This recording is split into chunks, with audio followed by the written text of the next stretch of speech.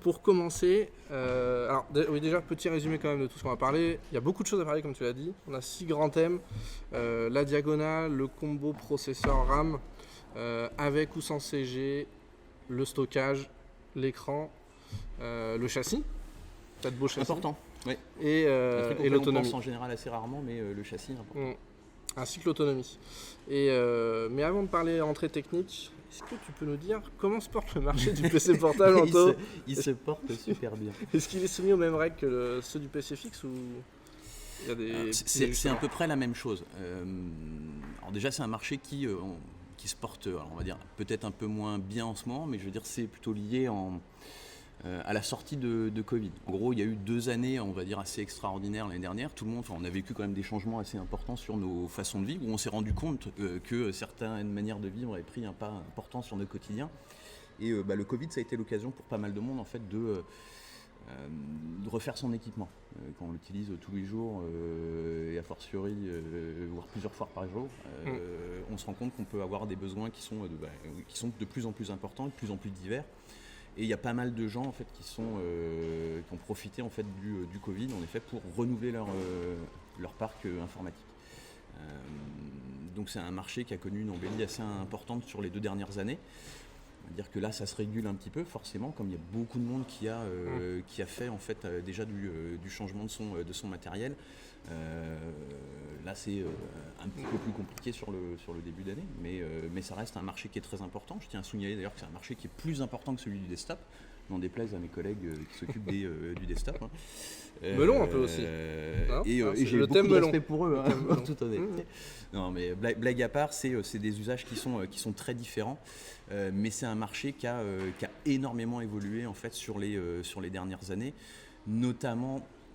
Je dirais que l'arrivée d'Ampère de Ampère de chez Nvidia a beaucoup changé la donne, parce que ça a réduit quand même pas mal le gap qui existait entre les performances qu'on peut avoir sur un laptop versus un desktop, qui aujourd'hui, on en reparlera peut-être après, mais en gros on estime qu'il y a entre une RTX X de desktop et de laptop, il n'y a plus qu'un gap de 10-15% de performance.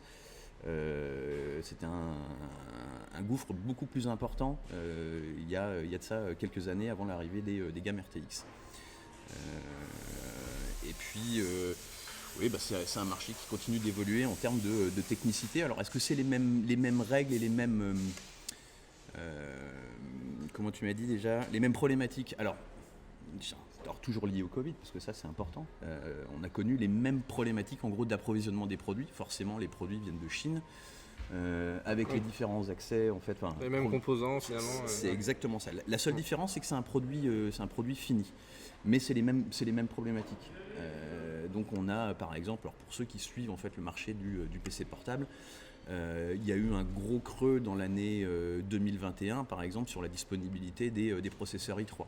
Donc avoir en fait entre guillemets un petit PC portable bureautique pas trop cher, c'était compliqué. Il n'y en avait pas de disponible partout. Donc là-dessus c'est à peu près la même chose. Après il y a 2 subtilités en fait sur les PC portables. C'est comme c'est du produit fini, ce que je vous disais tout à l'heure, en fait on a l'obligation, alors je pense que ça viendra pour le desktop peut-être à un moment, c'est d'afficher en fait sur les fiches produits, vous pouvez retrouver sur le site, 2 éléments supplémentaires que sont l'indice de réparabilité. Donc c'est en gros comment est-ce que je peux ouvrir et tenter de réparer moi-même mon PC. Pour prolonger sa durée de vie. Exactement. Et l'autre c'est le DAS. Alors le DAS c'est quelque chose c'est une donnée technique qui apparaît sur l'ensemble des produits qui dégagent des ondes électromagnétiques. Donc il y a les smartphones, les tablettes, etc. qui sont concernés, et donc les PC portables aussi. Donc c'est 2 informations, c'est une réglementation un peu particulière au laptop à laquelle les desktops aujourd'hui ne sont pas soumis. Un peu plus de données à fournir du coup. Ouais. Ok. Parce que c'est un produit fini. Alors que c'est vrai que le marché des compos, on a du compo qui est seul par définition. Et sur les produits montés, là je pense qu'il doit y avoir des subtilités en termes de législation qui font que il n'y a pas besoin de l'afficher, en tout cas aujourd'hui. Ça marche. Merci Anto Ah pour bah, cette je vous en présentation. prie. Tu avais 2 heures, tu l'as fait en 2 minutes, c'est exceptionnel. Si vous avez des questions sur ça, n'hésitez pas. Et puis je pense qu'on peut passer direct à la présentation de nos petites Ouais, bécanes. Alors peut-être en parlant du choix peut-être le plus important, c'est la diagonale. Donc on a essayé de présenter différents Désolé, produits qui ont j'ai un différentes truc qui tailles. m'embête depuis tout à l'heure, j'ai enfin réussi à l'enlever, c'est cool. Ah ok, C'est bon. c'est bien. Ouais. Très bien Anto, si t'es à l'aise, ça va le faire. Ouais, ouais, alors on a essayé en fait d'être assez exhaustif dans ce qu'on pouvait vous présenter. Donc on a avec Aurélien choisi, vous les voyez là, hein, pas mal de bécanes. Et on a essayé de couvrir toutes les diagonales qui existent pour que vous puissiez vous rendre compte en fait des différences qui peuvent exister. Assez souvent, parce que j'ai quand même régulièrement des gens qui viennent me voir pour me demander du PC portable, et ça part direct sur la config en fait. C'est, ah ouais, j'aimerais bien un portable pour faire avec un i3 ou avec du SSD. Ouais, mais la vraie première question c'est déjà quelle diagonale on va utiliser. Donc là on a un peu tout. Il y a un seul segment en fait qui n'est pas couvert dans ce qu'on vous présente ici, c'est le 12 pouces. Donc il y a un format qui va être un petit peu plus... Salut Maori. Bienvenue à toi. C'est un format qui va être un peu plus petit que celui-là. Donc ça, c'est plutôt en général les 12 pouces, c'est même pas 12 pouces puisque techniquement c'est du 11,6. C'est des portables qui vont être plutôt dédiés à vraiment des petites configs très nomades. On va penser plutôt naturellement en fait à de l'étudiant qui veut faire de la prise de notes, qui veut juste avoir une connexion internet pour regarder une série rapidement, quelqu'un qui est très souvent en déplacement. Donc c'est un format, là on est sur du 13,3 sur ce modèle qui est un Asus ROG, mais on en reparlera après. Donc j'ai volontairement moi exclu en fait le 12 pouces parce qu'en fait sur les autres tout est possible. C'est pour ça que la vraie première question en fait c'est celle de la diagonale, parce qu'après on peut aussi bien avoir une configuration bureautique légère, une configuration plus typée multimédia ou une configuration gamer à partir du 13 pouces. Donc en prenant un petit peu d'avance en fait, un modèle comme ça qui est un modèle Asus ROG Flow, c'est un PC portable 13 pouces qui dispose à l'intérieur d'une RTX 3050. Pas mal. Ce qui est pas mal du tout. Pas mal du tout. Qui permet de jouer. Qu'est-ce qu'on peut jouer à quoi dessus du coup? Tu peux faire du Fortnite, tu peux faire du Call of Duty, tu peux jouer à la plupart des jeux aujourd'hui Julie présent possible et imaginable. Hein. C'est une RTX, donc alors après forcément sur des titres on va dire de dernière génération comme Elden Ring, on va peut-être pas être en high partout, on va peut-être devoir faire quelques compromis en gros pour pouvoir avoir un framerate qui est suffisant, mais c'est un portable qui permet de jouer à peu près à tout, partout. Et ce qu'il y a de bien sur celui-là, alors je sais pas si vous le voyez bien, mais en effet c'est qu'il a cette possibilité en fait de chevalet, enfin d'un mode chevalet en gros, et c'est là où je le trouve plutôt sympa par exemple ce produit. Attends, je peux aller jusqu'où? Au max? Comment? Je peux aller jusqu'au max? Ah ouais, tu peux y aller jusqu'au bout. Hop. Et voilà. C'est qu'on peut vraiment l'utiliser comme une tablette, hein, l'écran est tactile. Oui, là, ça fait vraiment... on peut s'en servir pour un usage nomade pour regarder de la série. On peut le mettre, alors tiens, si tu le retournes et que tu le remets voilà, comme ça en mode tente, tu peux mettre un contrôleur, une manette et je sais pas, jouer au jeu que tu veux. Peut-être tu vas retourne-le carrément comme ça et pose-le voilà, ouais, comme ça. Hop. Et l'écran s'adapte. Alors, tiens, si tu veux l'allumer, on voit que l'écran il s'adapte en fait, forcément. Hein, je sais pas ce que ça va donner d'ailleurs, parce que par définition, alors là c'est un petit truc, hein, si vous avez une dalle tactile, elle sera brillante. Question vraiment con, mais attends, tu l'allumes comment? Le bouton est sur le côté, à droite, je crois. Tu vois, en haut à droite. Ou en bas à droite. En bas à droite pour moi. En bas à coup. droite. Voilà. Heureusement que t'es là. Alors, est-ce qu'on va voir? Ouais. Est-ce qu'on va voir? Ouais, on voit à peu près quand même là le démarrage avec le logo. Voilà, forcément, du coup, c'est dans l'autre sens, mais j'imagine qu'on peut. Voilà, regarde, tu vois, il s'est remis. Ah, voilà. C'est beau, hein, la technologie. Bah oui, c'est pas mal. C'est pas mal, effectivement. Et là, oui, donc tu peux prendre une petite manette, tu te poses et tu joues, quoi. Et tu joues. Donc ce produit, c'est vraiment, on va dire, produit un peu particulier dans l'écosystème des PC portables, mais il a le mérite en fait d'apporter quelque chose d'innovant. Je pense que et c'est pour ça que je viens en premier sur la diagonale, il faut vraiment réfléchir en termes d'usage, à quoi ça va me servir et comment je vais m'en servir au quotidien. Et ça, c'est pour moi la question la plus importante à laquelle il faut répondre en préambule, avant de parler quoi que ce soit de config, de RAM, de processeur, de quoi que ce soit, c'est déjà celle de la diagonale. Déjà, est-ce qu'on a besoin, est-ce qu'on veut quelque chose de grand, de petit, grand. Est-ce qu'on va le bouger souvent ou pas? C'est ça. Ouais. Est-ce que je suis très nomade avec? Parce que vous l'imaginez, la différence de poids entre un 17 pouces et un 13 pouces va être sensible, notable, je ne sais pas quel mot utiliser, mais quand on a le porté tous les jours, ça peut être pas inintéressant. Donc il y a même eu d'autres concepts qui étaient aussi pas mal, c'était des portables qui nativement n'étaient pas forcément équipés d'une carte graphique, mais qui ont un port qui va leur permettre de brancher en fait une carte graphique externe. Et là on peut même utiliser une carte de laptop en fait, de desktop pardon, et le coupler en fait avec son PC portable. Ok, par contre tu la poses à côté quoi. Donc en général il faut un boîtier. Je sais qu'il y a MSI s'était essayé à ce type de configuration, bon ils le font plus aujourd'hui, mais Asus et Razer par exemple aujourd'hui continuent de faire des boîtiers de cartes graphiques externes dans lesquels on peut mettre une carte de desktop pour fonctionner avec son laptop. Ça c'est pas mal. Oui parce que tu transportes ton portable un peu n'importe où et puis tu gardes ta carte quelque part.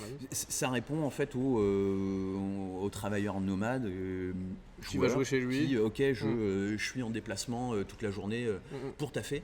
Et donc tu taffes. Et puis rentrer à la maison, tu plugs et tu plaies. Ça évite d'avoir la tentation de jouer du coup.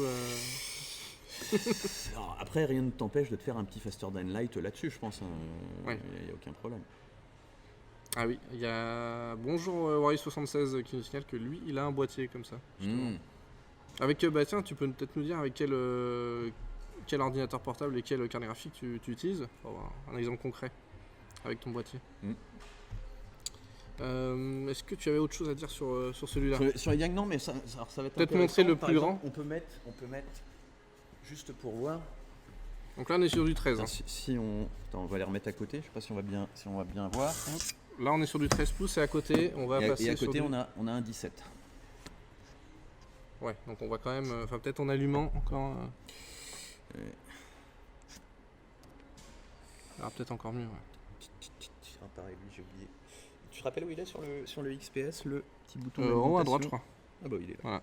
Je ne l'avais pas vu. Je sais pas si on... peut-être en... Ouais, on voit quand même... En termes de diagonale, quand même, c'est assez notable. Je dirais que même, c'est presque... On a l'impression que c'est moins perceptible sur l'écran que dans la réalité. Mais là, on peut peut-être le voir. On va faire de la superposition. Là, on voit encore plus. Effectivement, là, on se rend compte. Sachant qu'en plus, là, sur la partie haute, on voit, on a déjà un portable qui est posé sur un autre portable. Donc forcément... Ouais. Et du coup, Harry76, il nous signale qu'il utilisait une 1050 GTX. Ça date effectivement, assez vieux et il n'utilise plus aujourd'hui. Mais du coup, c'est une utilisation possible. C'est moche. Alors, et est-ce que tu nous présentes un peu celui-là, du coup, Alors, c'est le Dell. Alors celui-là, c'est un usage plus bureautique, non? Alors oui. Oui, non. Nantes, code postal de Nantes. Ah 35 000. Ouais. Il y a de soucis. Ça c'est alors ça c'est un XPS de chez Dell. Non, c'est un produit si je me souviens bien, non, qui est même équipé avec une RTX. Là, oui. Okay. Alors ce qui est pas je pense que la majorité, tout le monde connaît en fait les XPS 13 qui étaient les premiers XPS que Dell avait sortis. On reviendra certainement dessus, mais il y a une grosse tendance de fond sur le PC portable, sur ce qu'on appelle les PC portables de créateurs. Okay. Donc ça va être pour tous les gens qui font du traitement, graphisme, contenu multimédia, graphisme, qui stream. Et donc c'est des machines en fait qui sont pas typées gamer. verra après, mais c'est Oui, une dans le machine, design, on va dire, c'est très sobre, ouais, ça reste très très classieux, sobre. quoi. C'est là par exemple sur l'XPS 17, c'est un châssis alu et fibre de carbone en fait sur la partie du clavier. Donc c'est très agréable au toucher, je vais te le donner après. Je te frotte pas trop dessus. Ouais. Je ferai l'autre côté du coup pour rester Comment Covid compatible. Comment Je ferai l'autre côté pour rester compatible. Oui, Ouais. exactement. Mais ça, ouais, non, c'est une machine avec laquelle tu peux jouer, avec lequel tu peux faire en effet du traitement vidéo, du traitement photo. On va dire que c'est un petit peu plus passe-partout qu'un produit gamer qui va tendance en général à être un peu plus typé qu'un produit comme celui-là. Vous avez la fiche produit qui s'affiche Ouais, je crois à l'écran. qu'on était renoté. Attends. Je sais plus ce qu'il y a dedans, Julie. Ah si, oui, processeur i9 par exemple. Voilà, on a quand même un beau bébé. Il doit y avoir 16 ou 32 Go de RAM.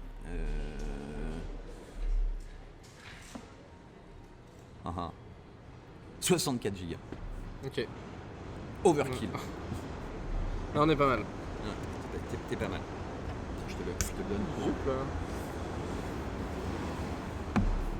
Est-ce qu'il est soyeux? C'est soyeux. Est-ce qu'il a le poil Non mais soyeux? c'est super agréable. Oui, ça. Franchement, c'est super agréable. Ça, l'utilisation c'est cool. On revient, tu vois, sur tout à l'heure sur le préambule, c'est la première question de la config, c'est vraiment comment je l'utilise. Après, on va voir, il y a tout plein de paramètres. C'est un produit fini, c'est-à-dire qu'une fois qu'on l'a acheté, et au-delà des 15 jours avant la tractation, voilà, 14 jours, pardon, excuse-moi, le timing dans lequel tu peux te rétracter, après bah, t'es marié avec lui. Ouais. Donc Donc faut bien choisir. Autant être bien et être confort, en effet, sur le sujet. Ça c'est clair. Une fois qu'on l'a choisi, il faut pas trop en venir dessus, quoi. Donc les deux formats les plus, on va dire le plus gros format, c'est le 15 pouces, celui qui est le plus vendu aujourd'hui et d'assez loin. Après, il y a le 17 pouces qui reste malgré tout une grosse vente. C'est pas un produit qu'on retrouve partout dans le monde, puisque du 17 pouces, on n'en retrouve pas dans l'ensemble des pays. Mais la France, l'Angleterre, l'Allemagne doivent l'utiliser et il y a toujours en fait un attrait assez important pour le 17 pouces, surtout en fait pour un segment, forcément c'est celui des gamers. On va saluer nos amis Kevin et Jean-Gab qui sont dans le chat et qui nous posent des questions mais très pertinentes. On vous salue les gars. Et bien bientôt sûr, de retour en live. tu peux jouer à FIFA ou à Fortnite avec ça. On reviendra sur les cartes graphiques, mais en effet, c'est pas les jeux les plus gourmands en termes de ressources graphiques. Une RTX 3050 va passer sans aucun problème pour jouer à ça. Ouais. Après, tu pourras continuer de jouer à FIFA, mais tu pourras toujours continuer de perdre contre moi, quoi. C'est surtout ça ce qu'il faut retenir. On a une autre question de Wari. Le portable, soyons clairs, hein, il a aucune incidence sur ton skill. Si t'es mauvais, bah, tu resteras mauvais. Voilà. Là-dessus, il y a ça pas de changera débat. pas. Salutations Kevin. On a une question de Wari76 encore. Non, qu'il arrive avec sa petite conf, il arrive à streamer en 720p 60i avec un petit bijou pareil. Tu peux 4K 66 sans problème. Ouais. C'est toujours la même conf que tu avais au départ, hein, c'est ça, hein, celle que tu avais signalée au tout début, je crois. Un PC qui améliore le skill. Non, Jean-Gab, non, c'est ce qu'on a dit. Hein. Ouais, t'es bon ou t'es mauvais. Moi, j'en ai pas trouvé à date, personnellement. J'aurais bien aimé, hein, d'ailleurs, ça pourrait me servir dans pas mal de jeux. C'est le joueur qui fait le PC, c'est pas le PC qui fait le joueur. Ah, il y a quand même un peu. Ça aide quand même. Hein. On va pas se mentir. Forcément, il y a quelques petits trucs, on pourra en reparler, mais on peut faire juste. Je crois que c'est. MSI, il bosse avec une boîte qui s'appelle Naimic. En gros, c'est une intégration en fait de logiciels de son dans ton portable. Et ils ont quelques petites features intéressantes en fait. Quand on joue à du FPS, ça te permet d'avoir en fait une retranscription à l'écran de la spatialisation du son. Donc quand tu joues à un jeu de tir et que tu as une petite feature qui te dit ça vient de derrière à droite, ça aide quand même de savoir d'où vient le danger. Ah oui, Donc je sûr. pense que, il y a quelques trucs, ça peut aider. Effectivement. Alors, je considère que ça changerait un ton skill, puisque on pourrait presque l'apparenter à du cheat, mais. Oui. Mais oui, certains ça peut, oui. Effectivement. Ça Mais ressemble un peu à du bon, cheat. je veux dire, tu joues pour gagner ou pour participer. Ça dépend. Hein. Je sais pas. Ça dépend. Bon, moi, je joue plutôt pour gagner en général, mais. Mais pour gagner, il faut participer par contre. C'est la logique. Quoi. Alors, justement, pour bien performer, le deuxième sujet, à moins que tu voulais dire encore quelque chose sur la diagonale, mais. Je voulais juste en profiter. Ah, alors, ok. juste pour peut-être montrer, pouvoir voir un petit peu, tu vois, on parlait de diagonale, c'est de mettre quelques portables comme ça, les uns à côté des autres. Celui-là, il est intéressant dans son. On pourra en parler tout à l'heure, mais dans son pad aussi. Oui, Celui-là est tout à très fait. intéressant. On pourra revenir, On a sélectionné des produits qui ont toutes une petite caractéristique plutôt sympa. Alors, donc là, en fait, on voit un 13 et un 14 pouces. Donc il y a. C'est 13.3. Hein, C'est on a dit. 13.3 Ouais. et 14. Donc la différence, elle est assez mince. Le format 13.3, c'est un format qui a plutôt tendance aujourd'hui, je ne vais pas dire disparaître parce qu'il existe toujours, mais qui est plus présent en fait sur des machines qui sont dédiées en fait au monde professionnel, au B2B. Okay. Donc on en retrouve, que ce soit chez Dell, chez Asus, des produits 13 pouces. Et une grosse partie de la production en fait a migré vers le 14 pouces, qui est un petit peu plus confortable. Il n'y a que l'autre gros du segment qui existe aussi sur le 13 pouces, forcément, c'est Apple. Oui, bah oui. C'est sûr.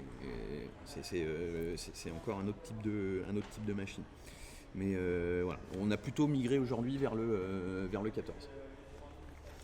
Et pour faire la comparaison avec un 15, entre un 14 et un 15. 15-14 du coup. Hein. Là on est en 15. Et là on passe sur par exemple, c'est un GE66 Raider de chez MSI. Donc là c'est vraiment une machine gamer. Gamer, ouais. Bien typé gamer, effectivement. Oui, on le voit. Dans le design, ouais, peut-être si tu. On le voit. Sur le capot. Alors désolé pour l'effet un peu glossy sur le. Ouais, il y a un petit film plastique sur le dessus. capot, Hein. parce qu'il y a un petit. Non, là c'est mieux, pardon. Parce qu'il y a un petit film que je n'ai pas pris le soin d'enlever afin de conserver l'intégrité de la machine, bien sûr. Mais on voit qu'il est un petit peu plus typé. On peut même le voir si on l'allume. Voilà, c'est un sujet, tu vois, que j'avais oublié de noter, mais tu as aussi je crois que le rétroéclairage. Oui, le rétroéclairage, oui. Ouais. Vous avez pu voir d'ailleurs un petit peu si vous nous suivez sur Insta ou Twitter, j'ai mis un petit post ce matin. On les a tous démarrés ce matin avec Anto. Et donc là on voit un petit peu, alors déjà on voit que c'est un produit qui a été équipé avec une barre de LED en dessous. Qui n'est pas de l'Ambilight, hein, c'est juste des LED RGB, n'est-ce pas Marco? Et puis vous avez un rétroéclairage en effet du clavier, on voit sur la fiche. que vous voyez en effet sur la fiche produit. Par contre en termes de diagonale, déjà on voit c'est assez difficile s'il faudrait les mettre au même niveau parce que forcément la dalle commence pas au même niveau. D'ailleurs je vais utiliser assez souvent, je mixe écran et dalle, alors mais pas parce que j'ai la dalle, même si je pense qu'on aura la dalle à un moment, la fin, oui. dalle égale écran, quoi. Donc là on voit la différence entre les deux, et donc il y a un dernier segment en fait qui est là en fait, qui arrive assez fortement chez pas mal de constructeurs, qui est le format 16 pouces.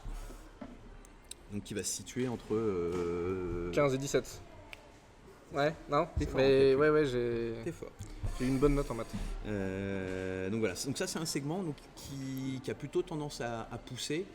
Il y a pas mal de constructeurs qui se sont lancés sur les diagonales 16 pouces avec pareil, différents types de configurations. Alors là on va dire quand même beaucoup plus orienté sur des machines milieu haut de gamme, voire très haut de gamme. Donc soit gamer, soit créateur. C'est vrai que du 16 pouces pour faire de la bureautique, pour l'instant, ça n'existe pas. Tu vois, j'ai menti tout à l'heure quand j'ai dit qu'on pouvait tout trouver. On ne peut pas encore tout trouver, mais je pense que ça viendra. Bureautique, c'est essentiellement 15 ou 17 du coup. Non, que tu peux sur le 14. Ce qui se vend le plus, ça reste du 15 et du 17. Le segment 14 est quand même bien représenté, en effet, notamment avec pas mal de configs, on va dire, entrée milieu de gamme avec du i3, du i5 et du SSD. Et puis quelques machines qui sortent du lot, qui peuvent, par exemple chez Asus, vous trouvez des Zephyrus 14. Donc c'est des machines gamer au format 15 pouces, dans lequel on va retrouver de la GTX et peut-être même aujourd'hui de la RTX. Ouais, d'accord. Ok. Pour ceux qui nous rejoignent, hein, on parle PC portable, comme vous l'aurez sans doute deviné en voyant tous les produits devant nous. On est là pour répondre à vos questions, donc n'hésitez pas à alimenter le chat. On vous propose aussi un code promo exclusif jusqu'à demain soir, donc moins 8% sur tous nos PC en stock. Donc la commande c'est code promo dans le chat. Comment ? Jusqu'à minuit. Minuit, 23h59. 23h59, 59 secondes. Voilà, c'est ça. À chaque fois je dis 23h59, après c'est trop tard. Ça s'auto-détruit, pardon. On a aussi la commande guide qui vous renvoie vers tous nos guides d'achat. Et la commande PC portable qui vous permet de retrouver tous les produits ou l'équivalent de ce qu'on présente en live en tout cas.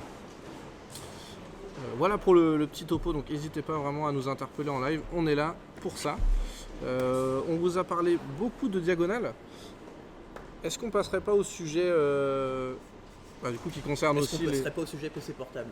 Au sujet PC portable. Non mais le combo processeur RAM. On était là pour ça à la base. Voilà, c'est ça. Tu m'as dit que c'était les muscles de la bête. C'est exactement ça, c'est le cœur et les poumons. Le cœur, les poumons, ouais, et du coup... Tu peux pas fonctionner avec. Voilà. Sans, pardon. Donc ça c'est vraiment le deuxième point important quand on va choisir, qui est un peu après, lié avec ou sans CG. Oui, que ce soit avec ou sans la CG. Alors pareil, je pense que je vais le répéter certainement 12 fois. Si je le répète trop souvent, vous le dites. Mais donc au-delà de ça, c'est aussi la notion d'usage qu'il va falloir déterminer. Heureusement que j'ai cette vitre là parce que... oui, non mais peut-être que je l'ai. J'espère pas. Je te ferai pas la bise à la fin. Non, mais je retiens ma respiration jusqu'à la fin du live. Rien à foutre. Donc c'est vraiment une question d'usage, en effet, de déterminer en effet quelles applications logicielles je vais utiliser et du coup qu'est-ce que je mets en face. Si en effet je veux juste regarder des séries et me connecter à Internet, je dirais qu'un Pentium ou un Celeron il va faire largement l'affaire. Et là c'est plutôt je vais utiliser une diagonale plus importante pour pouvoir en profiter un maximum. Et encore ça dépend, où est-ce que je veux le faire. Est-ce que je veux le faire chez moi, est-ce que je veux le faire à l'extérieur aussi, est-ce que je veux le faire dans les transports en commun, je sais pas. Là c'est vraiment ça reste vraiment à déterminer. Mais c'est vraiment en effet ça le plus important à déterminer. Alors, en termes de processeurs, je pense que tout le monde les connaît. Hein. Chez Intel, vous avez une gamme qui va s'étaler en gros du Pentium. Oh, c'est gentil. Merci la régie. On a juste vu ta main, ça va. Une main innocente qui dépose si j'ai besoin d'un bonbon ou des cacahuètes ou... Ah, c'est moche. Ouais. On sent la déception quand même. C'est vrai qu'il y a une petite recharge de cacahuètes. Je suis un petit peu déçu. Par contre, j'espère qu'après, on a les cacahuètes. Ah, j'espère. Je sais pas. Ah ouais, c'est même pas prévu en fait. Ouais, on demande à la régie d'aller faire des courses. Je vais peut-être revoir ma participation en fait. Je vais peut-être y aller tout de suite. Et ben voilà, tu vois, je suis perdu. Processeur, voilà. Donc Intel, en effet, on va aller du Pentium. Pentium, c'est Celeron Pentium, Core i3, Core i5, Core i7, Core i9. Forcément, plus vous allez monter en gamme et plus vous allez avoir en fait, en général, de cœurs qui sont disponibles pour traiter l'ensemble des tâches. La RAM aujourd'hui, ça va s'étaler de 4 à 64 Go. en termes de possibilités. Alors là, c'est pareil, faut faire attention à la machine. On va faire une petite transgression et parler du châssis. Parce que en fonction du châssis, vous n'allez pas pouvoir faire tout ce que vous voulez en termes de RAM. Il faut déjà vérifier si vous voulez faire évoluer votre machine. Alors, on va faire là aussi, le problème c'est qu'on va faire des parenthèses de parenthèses, forcément. Si vous voulez faire évoluer la machine, ça va être sur 2 sujets. Ça va être sur le stockage et sur la RAM. Pour la RAM, il faut déjà que le châssis soit en capacité de le faire. C'est-à-dire qu'en fonction des châssis, on a ou pas des slots qui sont disponibles pour installer de la RAM. Parfois même, la première barrette est soudée directement sur la carte mère, donc on n'aura pas la possibilité de la changer. Donc ça, c'est des informations importantes. Donc on essaye d'être de notre côté le plus complet possible dans les informations en fait, qu'on donne sur notre fiche produit. Sur les fiches produits, ouais. Donc ça, c'est des informations que vous pouvez retrouver en bas de la fiche produit. Mais en effet, si par exemple, on essaye aussi de noter, on note en général le maximum de RAM que vous pouvez atteindre. Alors moi, je pense qu'aujourd'hui, un minimum, et d'ailleurs notre gamme elle est centrée là-dessus, la majorité de notre gamme, au moins, je pense, plus de 90% de notre gamme, c'est du 8 Go et plus. On a très très peu de machines en fait, sur lesquelles on va avoir 4 Go équipées de façon native. Les seuls, ça va être par exemple les petites machines dont je parlais tout à l'heure, dédiées aux étudiants pour de la prise de notes et juste de la connexion internet. On n'a pas besoin de grand chose. Mais en fait, la RAM qui fonctionne comme une mémoire en gros tampon, ça c'est une sorte de mémoire tampon qui va être utilisée par le processeur pour aller piocher toutes les informations qu'il y met dedans, de façon, plus on en a, mieux c'est quoi. Donc, forcément, plus on a de tâches à traiter et plus c'est quand même important d'être à l'aise en termes de RAM. Donc, on va dire 4 Go ça va être des usages basiques, 8 Go ça va être l'incontournable pour du gaming, 16 Go le second incontournable pour du gaming. Là ça va dépendre un petit peu à la typologie de jeu à laquelle on va jouer. Et si on ne parle pas que de gamers, si on fait du multitâche, si on fait en effet de l'édition photo, vidéo, les 16 Go de RAM, ils sont, ça apporte, pareil, poumon, j'allais dire ça apporte une bouffée d'oxygène. C'est exactement ça. C'est exactement ce principe. Attends, je t'interromps juste un peu, on a non, 2-3 questions. Pas, s'il te plaît. Je suis lancé là, je m'arrête plus. Stop. Ok. On a une question de Tonton Geek. Le Tonton Geek. C'est pas n'importe lequel. Pourquoi la plupart des constructeurs mettent un CPU avec une partie graphique plus une carte graphique sur les PC portables?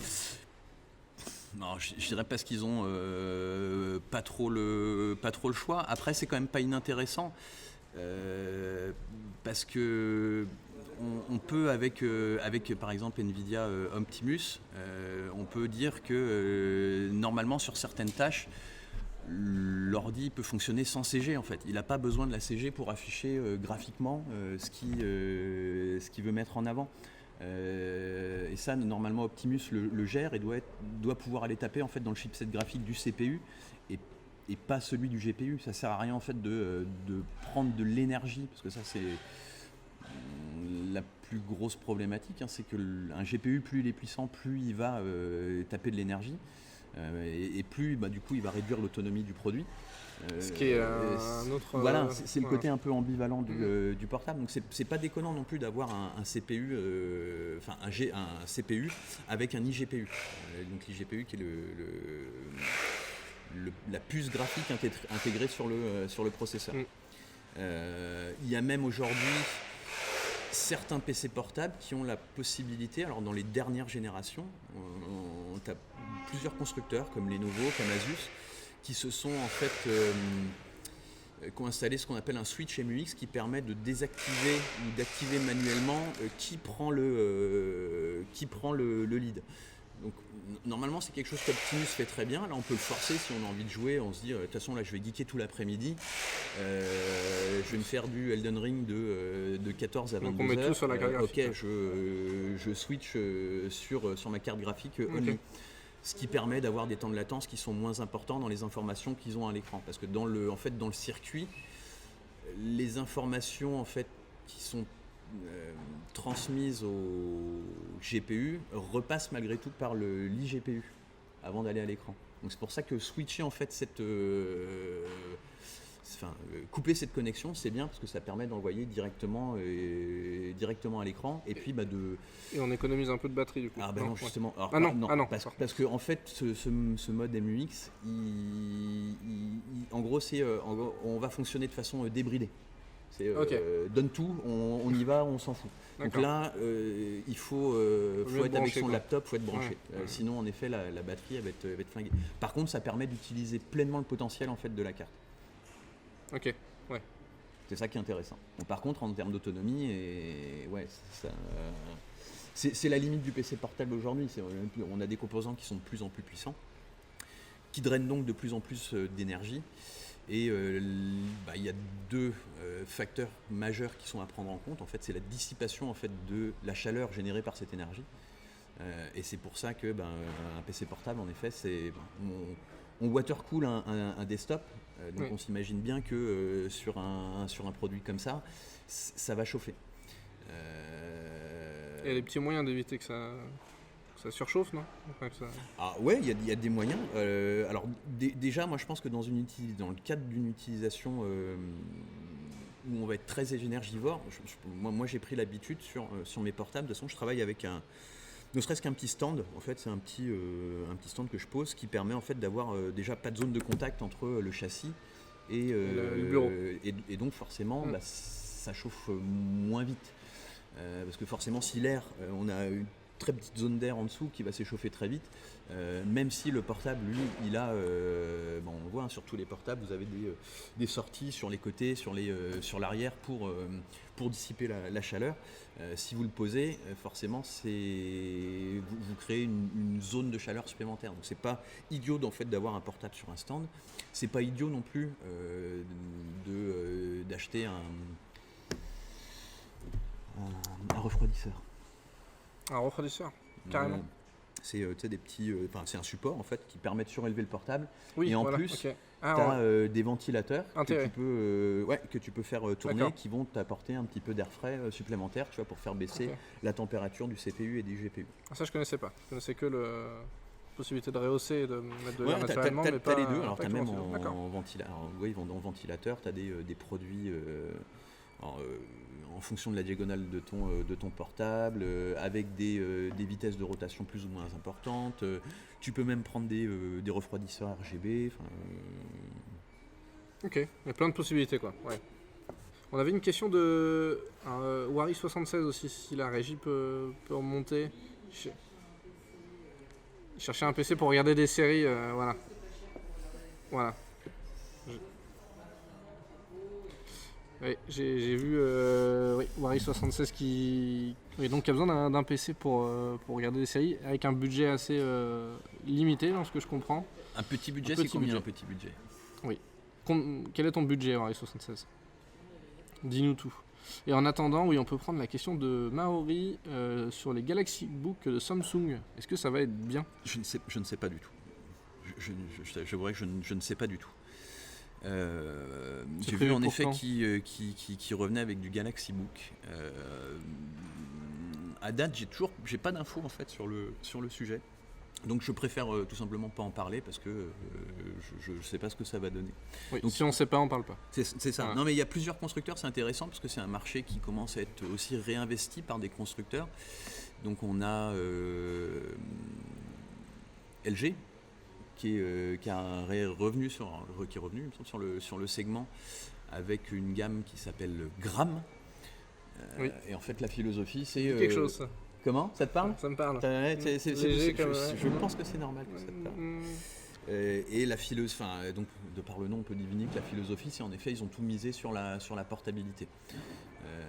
Donc c'est, je crois que d'ailleurs j'ai un doute du coup, 15, 16, 17 ou 14, 15, 17, je suis désolé, je ne sais plus. Je crois que leur plus petite diagonale fait un petit peu moins de 1 kg.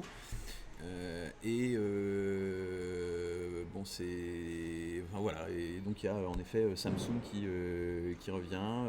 Peut-être que Sony va se décider à refaire du PC portable, je sais pas. Une multitude On de va choix. avoir des Vaio dans James Bond, c'est très cool. On sait pas. Ouais, on On sait sait pas. Donc je ne sais pas. Et tout à l'heure on était sur 5, Oui. j'ai cru voir passer 500 500 € le euros. budget de Henri 76. Pour regarder des séries. Pour regarder des séries. Donc plutôt 14 ou plutôt 15. Je reviens sur la question initiale, hein, vous n'avez pas suivi. J'ai dit la diagonale d'abord. La Parce que- diagonale d'abord. En Ça va être le 17, titre, alors oui, non, si c'est pour être au boulot. Oui. Donc on va dire plutôt un 14 ou un 15. Alors 15 pouces pour profiter. 15 pour profiter. Je pense alors. On doit avoir en VivoBook, on doit avoir des 15 pouces qui sont pas trop mal. À La moins de régie va 500 peut-être nous euros. sortir une petite fiche produit. On doit avoir, de alors son même, chapeau. on doit avoir du 479 euros, je crois, en 15 pouces. On vient de rentrer, par exemple, un produit. Alors, il aura une petite particularité, un Pentium, 8 Go de RAM, 256 de SSD. Attends, tu peux Est-ce que c'est celui-là remonter, Julie? Ouais, là, 429, c'est du Full HD. La seule petite contrainte, c'est que c'est un produit qui est fourni sans système d'exploitation.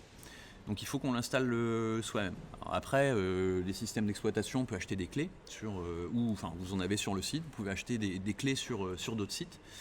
Donc là, ça permet vraiment d'avoir un petit budget. Parce qu'en général, vous allez voir, entre un produit, sur le site, entre un produit avec et un produit sans OS, en général, il y a 100 balles de différence. Donc pour les gens qui s'y connaissent un petit peu en informatique et que ça ne rebute pas d'installer un système d'exploitation, il est tout à fait possible en effet d'acheter une clé et de l'installer. Sinon, si il ne veut pas s'embêter, je pense que tu pourrais nous remontrer, Julie, ce qu'on avait sous les 500 euros.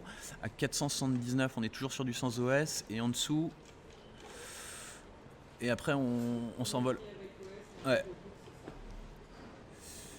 Et après on s'envole un peu. Alors après il y a une autre possibilité qui vaut un peu plus cher, je crois. Est-ce que tu peux mettre, alors mais c'est du 13 pouces.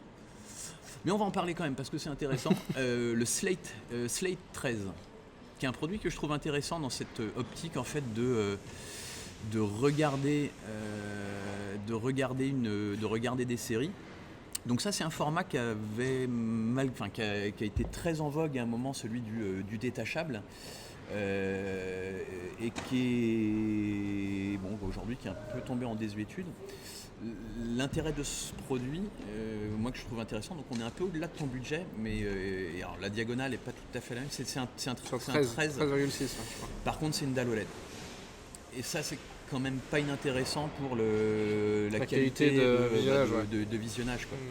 On est vraiment sur un format compact, ça s'utilise comme un ordinateur portable, je sais plus ce qu'il y a dedans, comme...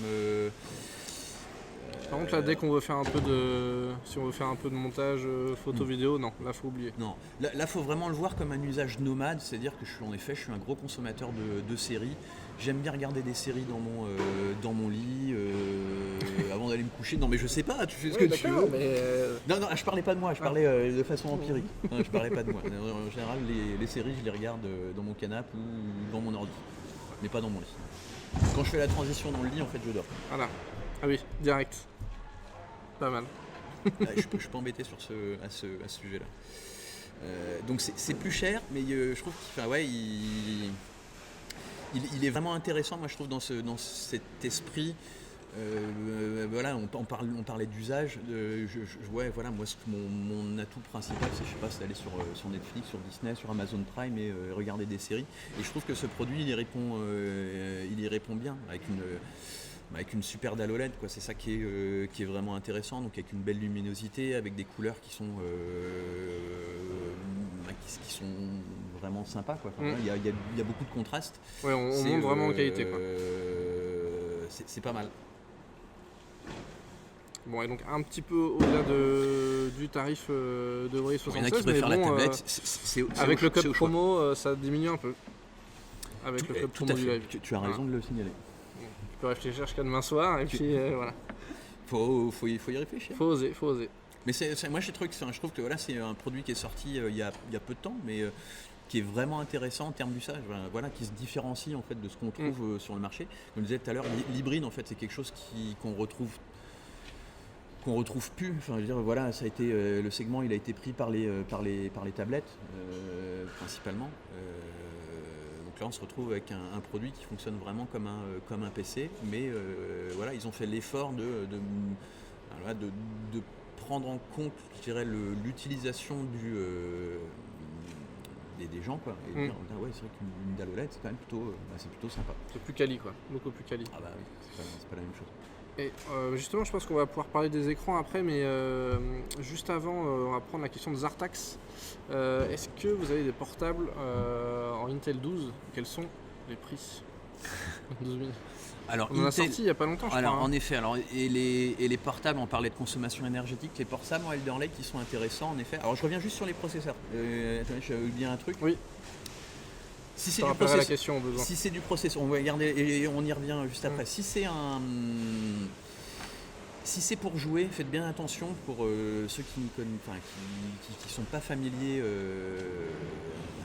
avec le monde des composants, de bien prendre des verres. En tout cas, que ce soit chez Intel ou chez AMD, c'est des processeurs H. En gros, vous avez, on va dire, deux catégories principales de processeurs. Les U qui sont plutôt en fait des processeurs à économie d'énergie, sur lesquels on va pouvoir faire de la bureautique, faire toutes ces tâches quotidiennes sans aucun problème. Les jeux qui nécessitent plus de, les logiciels, les programmes, comme on veut les appeler, qui utilisent plus de ressources, il faut vraiment s'orienter sur les processeurs H.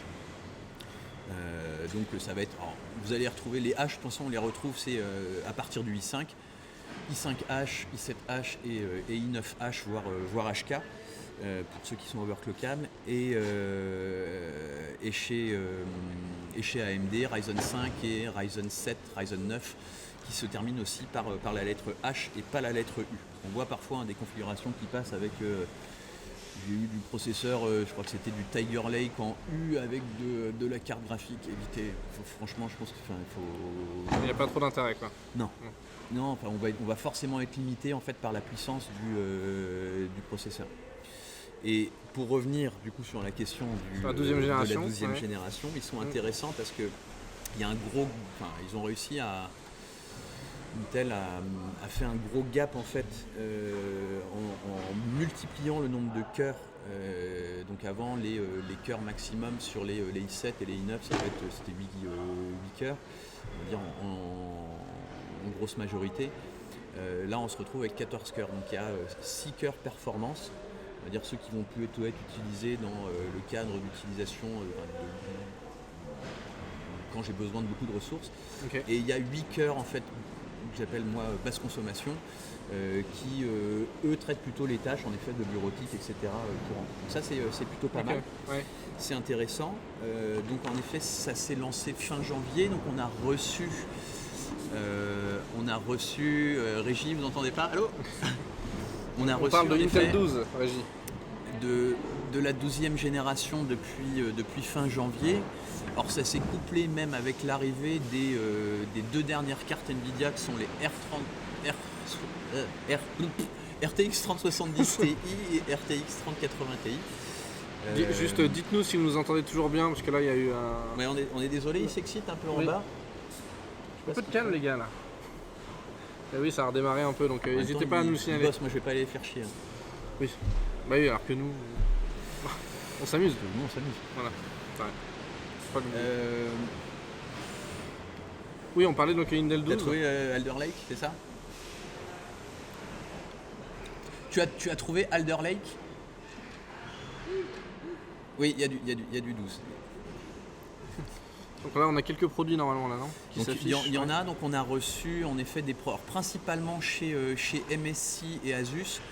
Donc c'est des produits, on a reçu en gros pour l'instant c'est les gammes gamer. Donc on a reçu du i7 et du i9.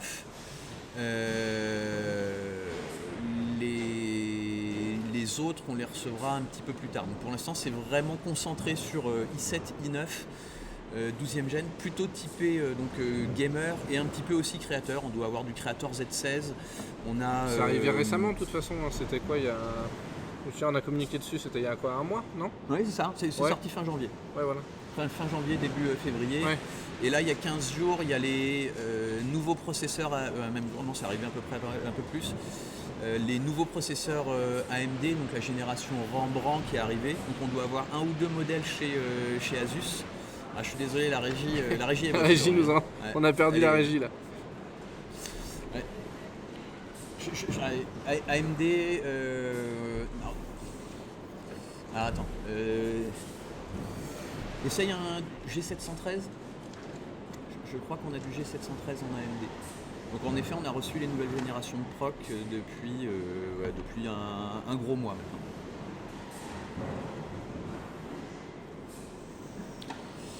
Non, ça c'est un 4008, donc c'est du Renoir. C'est 2 générations après, c'est un 6000, ça doit être un 6800 qu'on a dû recevoir. Mais je me trompe peut-être sur la ref, je ne sais plus, je vais pas t'embêter Julie. Mais on a reçu du Renoir aussi. Donc on a reçu aussi bien les dernières nouveautés Intel que les dernières nouveautés, enfin un peu moins large en AMD. Ça va continuer en fait à augmenter le référencement dans les semaines qui viennent. Mais pour l'instant plutôt centré, vraiment plutôt performance avec gaming et créateur. Ok. Ouais, bon. J'espère que ça répond à la question de notre joueur. J'espère que c'est bien ça la question. C'est Oui, ça oui, normalement c'était ça la question. Si jamais c'était pas ça, n'hésite pas à le redire dans le chat reformuler la question. et on y répondra autant qu'on peut. On essaiera en tout cas. Et on peut prendre une autre question de Q59 ou Q, je sais pas si je veux dire Q59. Est-ce qu'il y a des PC portables gaming où ce ne sont pas des vraies souffleries une fois le jeu lancé? Oui, on a tous, c'est vrai que on a tous vécu ça une fois, le PC portable qui a l'impression que l'avion va décoller. Forcément. Enfin, je veux dire, de toute façon, quand on utilise son PC portable, tout le monde, c'est la course à l'échalote. Tu vas vouloir utiliser le plein potentiel du produit, ce qui semble plutôt logique. Course à l'échalote. Pardon? Course à l'échalote. Oui, c'est moi j'avais ça, la course à l'échalote. D'accord. Donc on veut utiliser son produit au mieux de ses capacités. Forcément, si on l'utilise au mieux de ses capacités, voilà, le PC portable par définition c'est un form factor mobile qui fait en général 2 cm à 2 cm et demi d'épaisseur, donc qui n'a clairement pas la même capacité à évacuer l'énergie en fait et la chaleur générée par cette énergie du processeur et La carte graphique et de la carte graphique, merci. Je suis. Comme ça. Donc c'est pour ça que moi je pense que vraiment l'utilisation d'un support d'instant c'est vraiment pas mal. Mais oui, forcément si vous voulez en profiter, bah, voilà, ça va consommer de l'énergie. Si ça consomme de l'énergie, les ventilos vont se mettre en marche et ça va générer du bruit. Alors après ils essayent de travailler au mieux, toutes les marques, hein, pour avoir des systèmes de. Alors vous avez deux systèmes pour évacuer l'air dans les PC portables, enfin, 2 systèmes qui sont couplés, hein, c'est l'utilisation des caloducs et qui sont en général des petits chemins en cuivre, et puis bah, du coup des ventilateurs pour faire tourner l'air à l'intérieur. Oui, ça fait du bruit, c'est la réalité. Après, en effet, on peut amoindrir en fait la chose tout simplement. Avec comme des je petites disais, installations, petit comme on conseil, disait. à juste pas le poser. Déjà, vous allez gagner pas mal en le posant pas directement en fait sur un support, parce que le support il va chauffer lui aussi, et forcément ça va faire du bruit. Et puis il y a pas mal de portables aujourd'hui qui permettent de gérer manuellement en fait, alors surtout sur les gamers, hein, de gérer manuellement en fait la vitesse de rotation des pales des ventilateurs. Plein de paramètres à. Mais on ne peut pas dire le contraire. Au vu du form factor, oui, forcément, ça souffle. Après, bon, je sais pas si quand tu les as allumés en temps tout à l'heure, tu peux entendre le petit. Oui. Forcément, quand il a besoin de dégager plus d'air, ça fait. C'est sûr. Il y a des gens que ça indispose, d'autres moins. Après, il y a beaucoup de gens qui jouent aussi au casque, donc qui l'entendent même plus. C'est le jeu, ma pauvre. On a la régie qui veut faire une petite photo, on continue, mais je sais pas ce qu'elle nous fait là, elle nous fait des petites blagues. Je ne prendrai pas en compte sa dernière remarque très agréable. Qu'est-ce qu'elle a dit? Qu'elle essayait de faire mon taf. Et en même temps, je ne peux pas être là et derrière. Ah ouais, Voilà. ok. Non, c'est pas C'est bien possible. envoyé. Autre sujet, et tu en as parlé tout à l'heure, et c'est vrai que c'est C'est le truc, c'est que c'est Oui, pas voilà. mal de sujets qui Ouais. s'entrecroisent quand même. facteur assez important en termes de choix, c'est l'évolutivité, enfin le choix des composants, Ouais. parce qu'on se dit, comme tu as dit, quand tu achètes un PC portable, il faut faire attention parce que faut que ça dure dans le temps. Et Oui, ça alors, peut pas être faut que ça difficilement dure. modifiable. La difficulté, c'est que les éléments majeurs d'un portable, tu peux pas les changer. Processeur, carte graphique, on revient, hein, mais c'est un cheminement. Hein, c'est quel usage je vais en faire, quel usage je compte en faire, parce qu'il n'y a que deux éléments que vous allez pouvoir changer dans un portable. Allez, on va dire 3, mais on va dire 2,5. Un, c'est la RAM, on peut la faire évoluer, comme on disait tout à l'heure, jusqu'à potentiellement 64 Go, voire même plus maintenant avec les nouvelles générations de RAM. Selon la construction du châssis. Selon la construction du châssis, même si sur les châssis gamer on n'est pas trop embêté, mais sur les châssis on va dire plus mainstream, il faut quand même être attentif si on veut avoir un petit peu de souplesse, vérifier qu'il y a bien un slot qui est disponible et qu'on pourra faire cette évolution, parce que moi je pense vraiment que on disait tout à l'heure, un 8 c'est un minima, et 16 c'est quand même confort pour beaucoup d'utilisation. Alors, pour de la consultation internet ou regarder des séries, ça sert à rien, hein, Oui. on est d'accord. Mais même si on fait un petit peu de jeu, qu'on fait un peu de multitâche, c'est quand même pas mal d'être confort. C'est la bouffée d'oxygène. Important, bouffer l'oxygène. Et voilà, j'ai perdu le truc. Choix dans le temps, quand on... Oui, et la deuxième chose, c'est le stockage. Oui. Alors là, c'est pareil. C'est exactement comme la RAM. Il faut déjà voir si en fait le châssis il offre cette possibilité. Parce que tous n'ont pas en fait de slot supplémentaire pour pouvoir brancher un SSD M2 supplémentaire ou pouvoir brancher un HDD supplémentaire. Donc c'est quand même vraiment important de bien regarder le châssis. Alors, on le regarde en général de l'extérieur, mais regardez toutes les petites caractéristiques. On y reviendra tout à l'heure, hein, mais toutes les caractéristiques techniques, c'est important, en prenant en compte en effet cette idée d'usage immédiat et d'usage un peu plus loin dans le temps, quoi. Si par exemple en effet j'achète un portable aujourd'hui avec 256 Go de SSD, je peux y stocker, je sais pas moi, de la photo, quelques films. On a tendance aujourd'hui à démultiplier en fait tout ce qu'on peut stocker dedans. Pouvoir le changer ou pouvoir y apporter un complément, c'est quand même pas neutre, que ce soit un second SSD ou un HDD pour avoir un peu plus de capacité. Là c'est pareil, on peut avoir des gros SSD aussi, mais forcément c'est pas tout à fait le même tarif. Est-ce qu'on ne représenterait pas un petit produit Un petit produit. Alors, qu'est-ce que tu veux ? Alors, soit pour parler écran ou pour parler châssis, comme tu veux. Pour parler. On parle écran ou on parle châssis ? On parle écran. Alors, Par l'écran. j'ai bien envie de prendre celui-là. Donc pour tous ceux qui nous rejoignent, hein, on parle évidemment PC portable, c'était le sujet du live. On a une remarque de Slimane Stéphane, mais normalement on avait dit le sujet, enfin on le dit tout le temps, hein, le sujet du live. Donc là on parle PC portable, vous pouvez retrouver différentes commandes dans le chat. Donc en plus de toutes les questions évidemment que vous pouvez nous poser. Commande code promo pour avoir 8% sur tous les PC portables en stock. La commande guide pour retrouver tous nos guides d'achat. Et la plus importante peut-être la commande... Enfin non, c'est le code promo le plus important. Mais la commande PC portable pour retrouver tous les produits qu'on va vous présenter en live, des produits de qualité. Voilà. Et on enchaîne du coup, on parle d'écran. Alors qu'est-ce que tu nous as pris là? Un MSI. Ouais. MSI aussi gamer, mais comme on disait tout à l'heure, un gamer. Lui, il rentre plutôt dans le segment multimédia, créateur. Mais qui a un intérêt, donc qui a un intérêt en effet. Moi, ce que j'aime bien, c'est que c'est des portables qui sont peut-être parfois un peu plus passe-partout. On voyait tout à l'heure sur on va mettre deux produits de chez MSI là, l'un à côté de l'autre.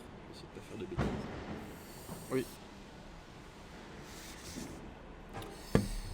Sinon, je pourrais Donc te le là, garder on a- après. Hein. À droite, le GE66, produit gamer. On voit avec la petite barre de LED qui s'allume, le clavier rétroéclairé RGB aussi, qui doit être du touche par touche. Je ne sais pas si on le voit très bien. Il faudra que je fasse peut-être un coup de paluche tout à l'heure. Un coup de paluche? Je sais pas. Ou après. Je sais pas. Tu veux montrer quoi là? Je J'étais voulais montrer concentré sur le chat, voilà, pardon. tu vois, là c'était un produit en effet moins typé gamer, mais on a aussi du rétroéclairage RGB dessus. Ah, attends. Alors, J'y vais. Après, avec la Régie, luminosité, on va je avoir sais pas si besoin d'un petit coup de paluche, s'il vous plaît. Vas-y. Je suis en place. Je sais pas si quand je le lève, c'est un peu mieux. Ouais, là, mais on le voyait bien le LED déjà sur le plan, Ouais. le plan large. Et là, après, par contre, je pourrais pas. Voilà. Ouais. Avec la luminosité, là, le rétroéclairage, on le voit un petit peu moins bien. Et en gros, ça va pas être inintéressant, tu vois, de voir les deux, parce que là, donc, on a un 15 pouces ici, donc typé gamer. Et celui-là, donc, c'est un un des derniers produits qui est sorti chez MSI, c'est un Creator Z16P. On peut repasser sur le plan large, je pense. Non? Ouais, on peut repasser sur le plan large. Sinon, qui a vraiment, mon bras va mourir. un petit côté très sympa. Donc ça, c'est vraiment plutôt typé créateur. Donc on a un châssis alu. Ce qu'il y a de vraiment sympa sur la dalle, c'est qu'on est sur une dalle en 16 dixièmes. Ok. Donc en gros, ça fait, alors, Ouais. la majorité des PC portables, c'est du 16-9. Donc en gros, j'ai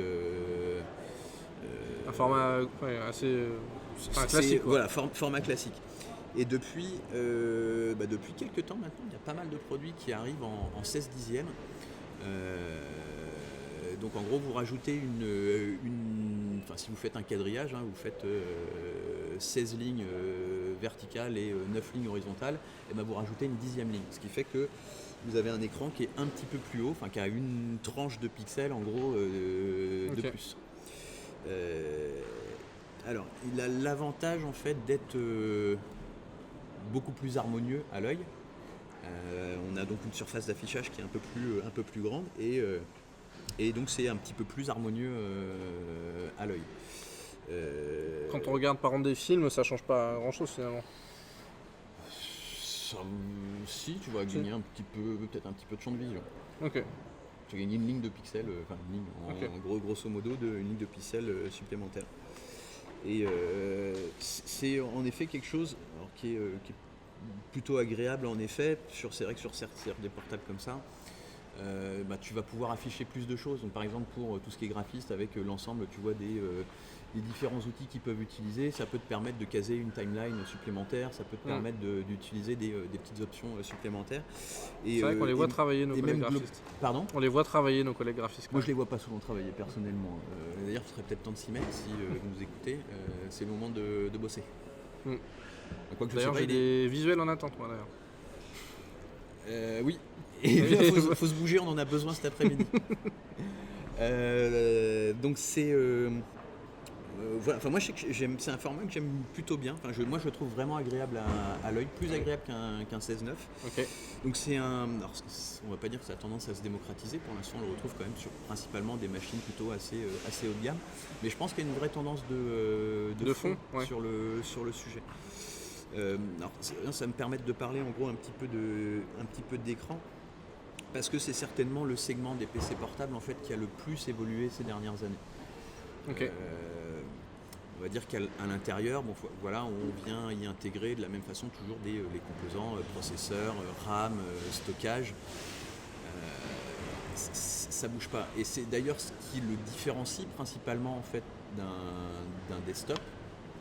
C'est que l'écran il est nativement intégré en fait dans le produit. Et en fait on a aujourd'hui assez bizarrement, parce que c'est quand même quand on utilise son PC portable, on va l'utiliser avec ses yeux en fait. C'est les yeux qui vont être en contact avec lui. Et C'est vrai qu'un petit moment, il n'y avait pas trop d'évolution sur le sujet.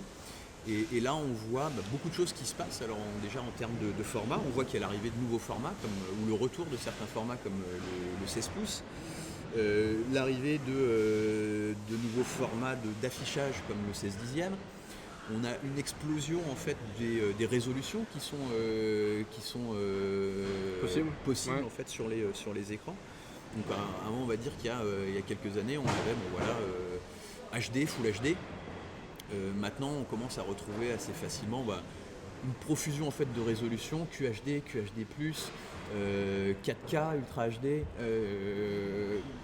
Vraiment, tout est possible en termes de configuration et avec des fréquences en fait d'affichage qui elles aussi sont en train d'exploser. Donc aujourd'hui, on va même jusqu'à du 360 Hz. Je trouve que le GE66 et GE67 doivent proposer des configurations avec des fréquences de rafraîchissement de 360 Hz. Alors, moi personnellement, je trouve que le mix pas mal, c'est en fait d'avoir l'Ultra HD, ça va peut-être être important, pareil pour des gens qui font du revis. Si on veut jouer, un compromis en QHD en 240, c'est bien. En gros, de toute façon, le curseur, c'est ça, c'est plus j'augmente ma résolution, et moins je vais avoir de latitude en fait sur ma fréquence d'affichage. Forcément, plus je mets de lignes et plus c'est compliqué d'avoir un gros taux de rafraîchissement. Ok. Donc moi j'aime On bien fait une balance, quoi. médiane, l'entre-deux, une jolie résolution type QHD, QHD+, avec Un beau taux de une rafraîchissement. fréquence 144, 165, 240, en fonction de ce qu'on peut trouver. Il y a Amel 859 qui nous parle aussi des écrans 3,5. Tu Exact. comptais, c'était dans le. Exact. C'était au sujet. Les écrans 3,5, alors qui sont. On n'en a pas là, nous. Là, c'est un format un peu particulier. Il y a très peu. Ça existe. Acer en fait, je crois qu'il y avait un Swift qui était en 3,5, donc qui est vraiment un format photo, puisqu'on est sur le format natif en fait des photos. C'est quelque chose qui est pas très. Moi je trouve ça vraiment intéressant aussi, mais qui est pas encore très répandu. Donc ça c'est peut-être quelque chose qui viendra à terme pour avoir une offre un peu plus complète que ce qui existe aujourd'hui. Mais en effet, il y a du 16.9, du 16.10 et le 3,5 ou le 3.2. Et au niveau écran, tu parles des technologies entre les dalles égale écran. Hein. Oui. En termes OLED, mini LED, il y a vraiment un. Ah oui, ça fait aussi partie des choses qu'on. Avant, on avait soit de la dalle TN basique, soit de l'IPS. Donc l'IPS qui permet d'avoir un champ de vision qui est plus large. En gros, hein, si j'ai une dalle IPS, tu peux voir. En gros, tu peux voir à 180 degrés en fait.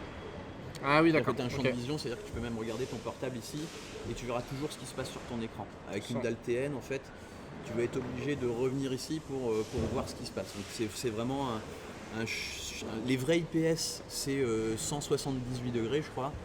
Moi, je considère que l'IPS, à partir du moment où tu es à 170 degrés, tu es sur une dalle IPS.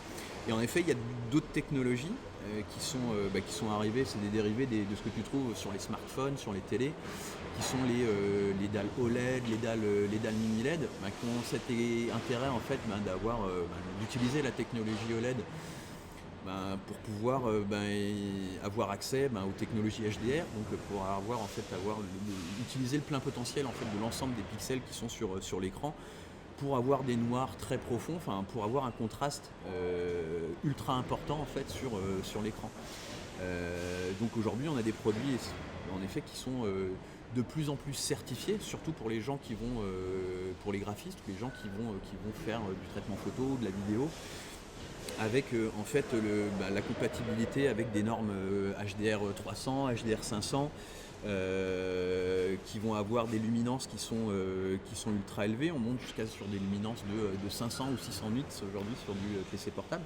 Ça veut dire un gros range en fait de luminosité. Et puis ça amène autre chose aussi, et c'est pour ça que à mon sens c'est les écrans qui bougent le plus, et il y a beaucoup de certifications qui sont venus se rajouter là-dessus. Donc vous avez des écrans qui sont certifiés Pantone de façon native. Alors Pantone ou Kalman, c'est ceux qui certifient en fait le parfait équilibre en fait des couleurs. Vous avez des écrans qui vont annoncer en fait des prises en charge d'espaces colorimétriques qui sont de plus en plus importants, donc, soit le sRGB, soit le DCI-P3. Il y a des certifications aussi contre les émissions de lumière bleue. Donc en gros c'est toutes ces lumières bleues néfastes des écrans. Il y a pas mal de produits aujourd'hui qui sont traités de façon native en fait pour réduire cette émission et avoir une fatigue oculaire qui soit la moins prononcée. En termes de confort pour les yeux justement, quelle est la meilleure technologie entre guillemets La meilleure meilleure technologie entre guillemets pour un écran là Après, il y a des organismes, c'est TÜV qui s'occupe en gros de gérer ça. Donc les produits qui sont certifiés TÜV Rheinland sont bien. Chez Acer, ils fonctionnent sur l'eau, ils ont leur propre certification, leur propre techno qui s'appelle l'Acer Blue Light Shield, qui permet de réduire en fait l'émission de ces lumières bleues qui sont nocives pour les yeux. Okay. Ce qui n'empêche qu'on annonce que la moitié de l'humanité sera myope d'ici à quelques années. Des prévisions sombres. Oui, alors il y en a d'autres plus sombres encore. Mais... Oui. Alors, on n'est pas là pour ça. On n'est pas là pour ça. Voilà pour les écrans. Et du coup, Amel 859 nous précisait que le 3.5 était plus grand en hauteur et pratique pour la navigation web. Oui, et pour tout ce qui est lecture et navigation web aussi, en effet, c'est très agréable. Donc, j'avais eu l'occasion de voir c'était un Swift 3, je crois, qui était équipé d'un 3.5 qu'on doit, je pense, plus avoir. Julie, ne t'embête pas. Mais qui est en effet très agréable et très confortable pour la lecture. Je valide. Très bien. Si Anto valide, vous pouvez y aller. J'espère. Enfin, en tout cas, concernant les PC portables. Sinon. Il faut pas valider tout ce que je dis. Non, les expressions course à l'échalote, tout ça, non. T'es pas à la cuisine ? On parle. Il y a toujours un petit moment en cuisine ici. Hein. Là, il y a 15 jours, c'était la semoule, là, c'est l'échalote. D'ailleurs, moi, je pense que la régie, pour justement les fins de live, tout ça, on parlait de cacahuètes et tout. Le côté bouffe est pas assez. Oui, on devrait pouvoir donner un ingrédient et paf, il y a un plat qui sort à la fin. Pour un prochain live. En gros, voilà, toi tu donnes un ingrédient, la personne qui fait le live avec toi donne un autre, et la communauté en donne un. Dans le chat, vous mettez un ingrédient et bien. peut-être un truc à creuser là-dessus. Sort un plat. Ouais. On va en parler dans le prochain débrief. Alors on va continuer du coup. Après cette parenthèse. Elle n'a pas l'air chaude, Julie. Ouais, après cette parenthèse culinaire, on va continuer de parler du sujet d'aujourd'hui, donc les PC portables. Alors est-ce qu'on a présenté tout Non, on n'a pas présenté par exemple. Ah bah tiens, on va revenir sur un petit truc. Forcément, on fait des allers-retours. Hein. Ouais, est-ce qu'on revient sur le châssis ou un petit truc. Ouais, alors c'est bien parce que ça cadre un petit peu avec l'idée du châssis. C'est oui, et en plus là particulier celui-là. Pourquoi je parlais du châssis ? Alors là, on va peut-être refaire un coup de paluche pour le coup, non ? Ouais, ça peut être intéressant de faire un coup de paluche sur celui-là. Voilà, la régie, je signale quand on y va. Ça peut être très intéressant. Tu me dis, quand tu veux que je démarre mon coup de paluche.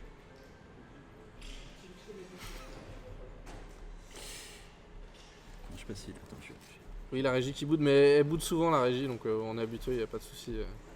Elle boude dans le noir, de toute façon. C'est du boudin.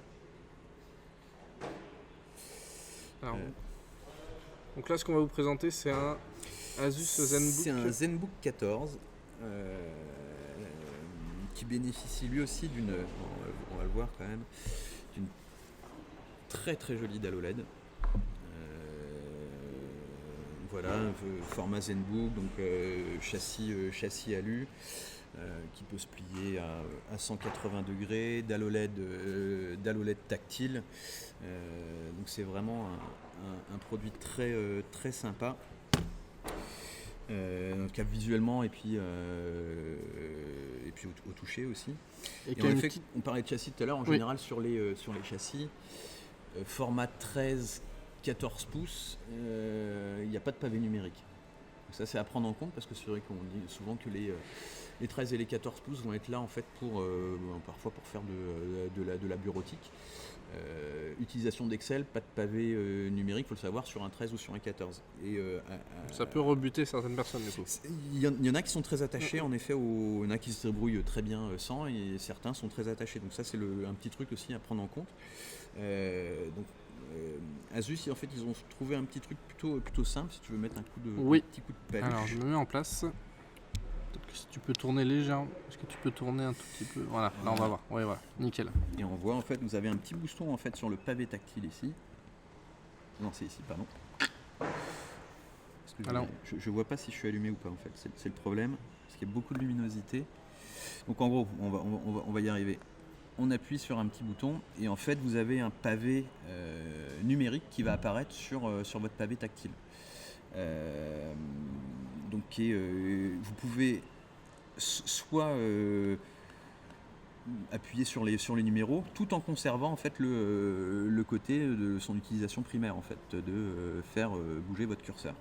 Et ça c'est plutôt intéressant. Donc on peut ça remplace le pavé numérique. Et c'est plutôt sympa comme petit ajout. Tout à fait.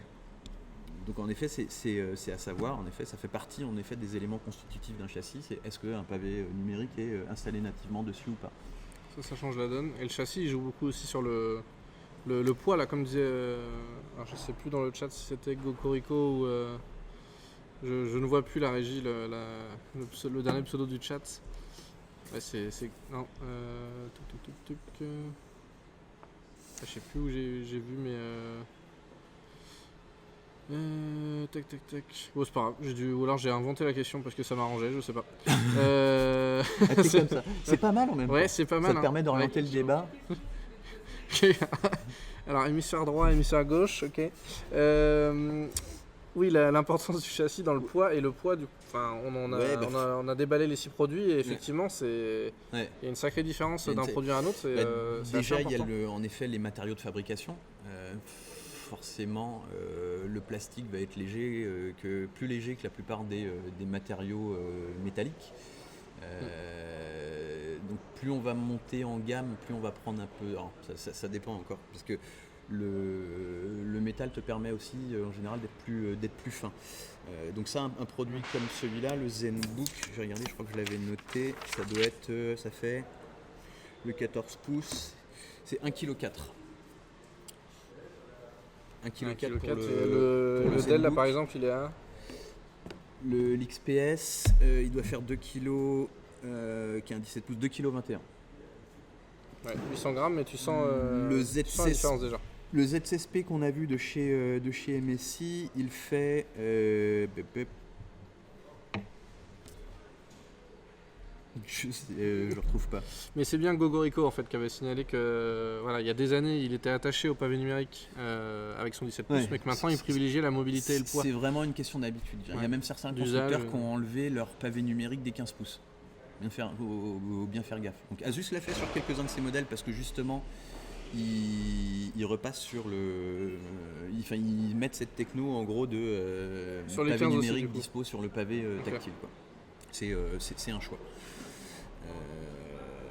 C'est une option. Et puis ici, donc coup j'ai pas retrouvé le ZSP, je sais plus, c'est pas grave. Et peut-être qu'on a sur la fiche produit, peut-être. Le 13 pouces, si le ZSP c'est 2,39 kg, donc un tout petit peu plus lourd que l'XPS. T'as les mêmes infos que sur le site, donc c'est bon. C'est magnifique, Julie.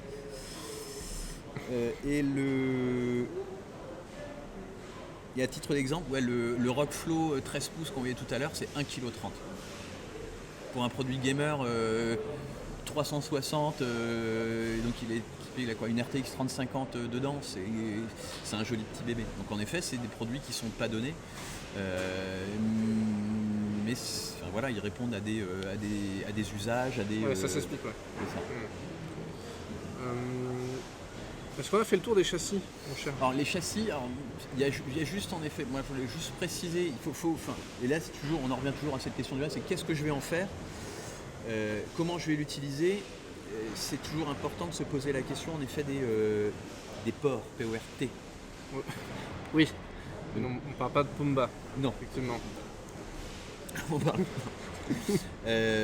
Qu'est-ce que vous avez comme port équipé en fait de façon native? Donc forcément, en général, plus le châssis va être important, plus vous allez avoir de ports. Il y a le nombre de ports, leur emplacement aussi. Nombre de ports, emplacement. Alors on a vu, alors ça c'est intéressant. En effet, on va peut-être un petit coup de palette. Attends, je me mets en place. Bonjour à toi Kemplo, bonjour Célène Lille. Eh ben, On va remettre par balance ton port, ouais, c'est un nouveau hashtag. balance ton port. Effectivement. Bonjour à ceux qui nous rejoignent, on parle PC portable aujourd'hui, on vous présente 6 belles références. Si vous voulez les afficher dans le chat, c'est la commande PC portable et on vous offre également en exclusivité un code promo à découvrir avec la commande code promo. Et là on allait parler châssis et donc on allait faire un petit coup de paluche pour montrer. C'est vrai sur le GE66 et c'est vrai sur pas mal de bécanes aujourd'hui en produits gamer. C'est qu'en fait il y a une partie en fait moi je trouve ça intéressant, une partie des connectiques qui ont été rapatriés en fait des flancs. Ouais, en général on avait il n'y a pas si longtemps que ça tous les ports qui étaient dispo sur les sides du PC. Et derrière, en fait, on avait principalement des évents en fait pour l'évacuation de l'air. Et en fait, depuis pas si longtemps que ça, on a en fait un retour. Je ne sais pas si c'est intéressant, je ne sais pas si on le voit bien. On va mettre un petit coup de paluche et j'en profite pour saluer DJ Boucherie qui nous a rejoint. Salut à toi. On parlait de. Ouais. Alors, sans que ce soit mal interprété, on parlait de port. DJ Boucherie. Oui, non mais oui, il est là quand même. Non.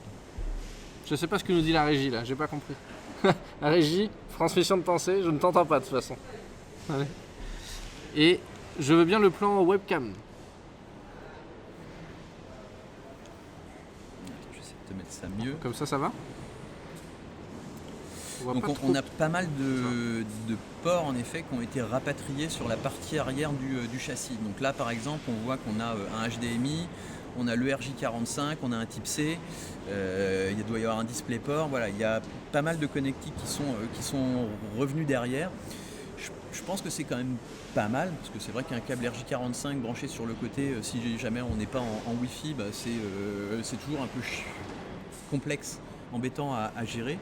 Donc il y a toujours des ports sur le côté, c'est bon. Mais il y a pas mal de machines qui ont vu une partie de leur ports qui ont été rapatriés sur la partie arrière, afin de pouvoir dégager vraiment l'environnement autour de soi. Et ça c'est plutôt intéressant. C'est un débat qui a animé un peu l'open space en parlant de ça. Comment on en a parlé dans l'open space de ouais. Ça et tout le monde... alors je sais pas si vous partagez notre avis, mais tout le monde était plutôt d'avis justement que mettre les ports derrière c'était pas mal. Alors pas tous bien. Forcément, mais l'alimentation, l'Ethernet... D'avoir en effet un port USB pour sa souris sur le côté, c'est pas déconnant, loin de là, mais... En effet, nous en avoir rapatrié derrière, le retour en fait, c'était le cas d'avoir le retour du port. Le retour du port, et ben c'est bien pour les marins en goguette. Et si, alors juste le dernier point que j'ai, c'est vraiment faire attention en effet aux éléments constitutifs du châssis. C'est quel port j'ai disponible en effet, parce que aujourd'hui, il y en a plein des ports disponibles, mais il y a le type A, le type C, le Thunderbolt, le DisplayPort. Une belle équipe de ports, si je peux me permettre. Ouais, ça fait un bel élevage. On arrête après. Hein. Mais tous n'en ont pas. Donc c'est vraiment important de pouvoir vraiment, par exemple, imaginons tout simplement, je suis chez moi. Je travaille avec mon PC portable et je veux travailler sur une solution 3 écrans. Est-ce que mon châssis est capable de me supporter ? Est-ce que j'ai un port HDMI pour ramener un autre écran et puis un port DisplayPort pour pouvoir en brancher un autre ? C'est toutes ces petites choses, c'est pour ça que vraiment... je reviens sur le truc, je sais pas pourquoi je le remets dans ce sens-là. Il y a beaucoup de questions à se poser en tout cas avant de... Ouais, avant, est-ce que tout est... on peut plus le changer. On le disait tout à l'heure, et j'ai oublié le demi d'ailleurs, j'ai dit tout à l'heure, il y a 2 choses et demie à la limite qu'on peut changer, même si c'est plus tout à fait vrai, on disait RAM, stockage, et j'allais dire batterie. C'est encore vrai pour quelques modèles, mais ce sont des exceptions, et c'est pareil, c'est plutôt des portables B2B, on va dire, enfin professionnels. Et cette question de l'évolutivité aussi, il ne faut pas oublier le sujet de la garantie, peut-être. Oui, alors c'est vrai qu'il y avait toujours ce truc quand on ouvre sa machine, est-ce que je fais sauter ma garantie? Alors là-dessus, c'est vrai que ça a toujours été très flou avec certains constructeurs, avec Asus et MSI. Ils ont bien compris que quand on achète une machine gamer, on va être amené à la faire évoluer en termes de RAM, de stockage, ce qu'on veut.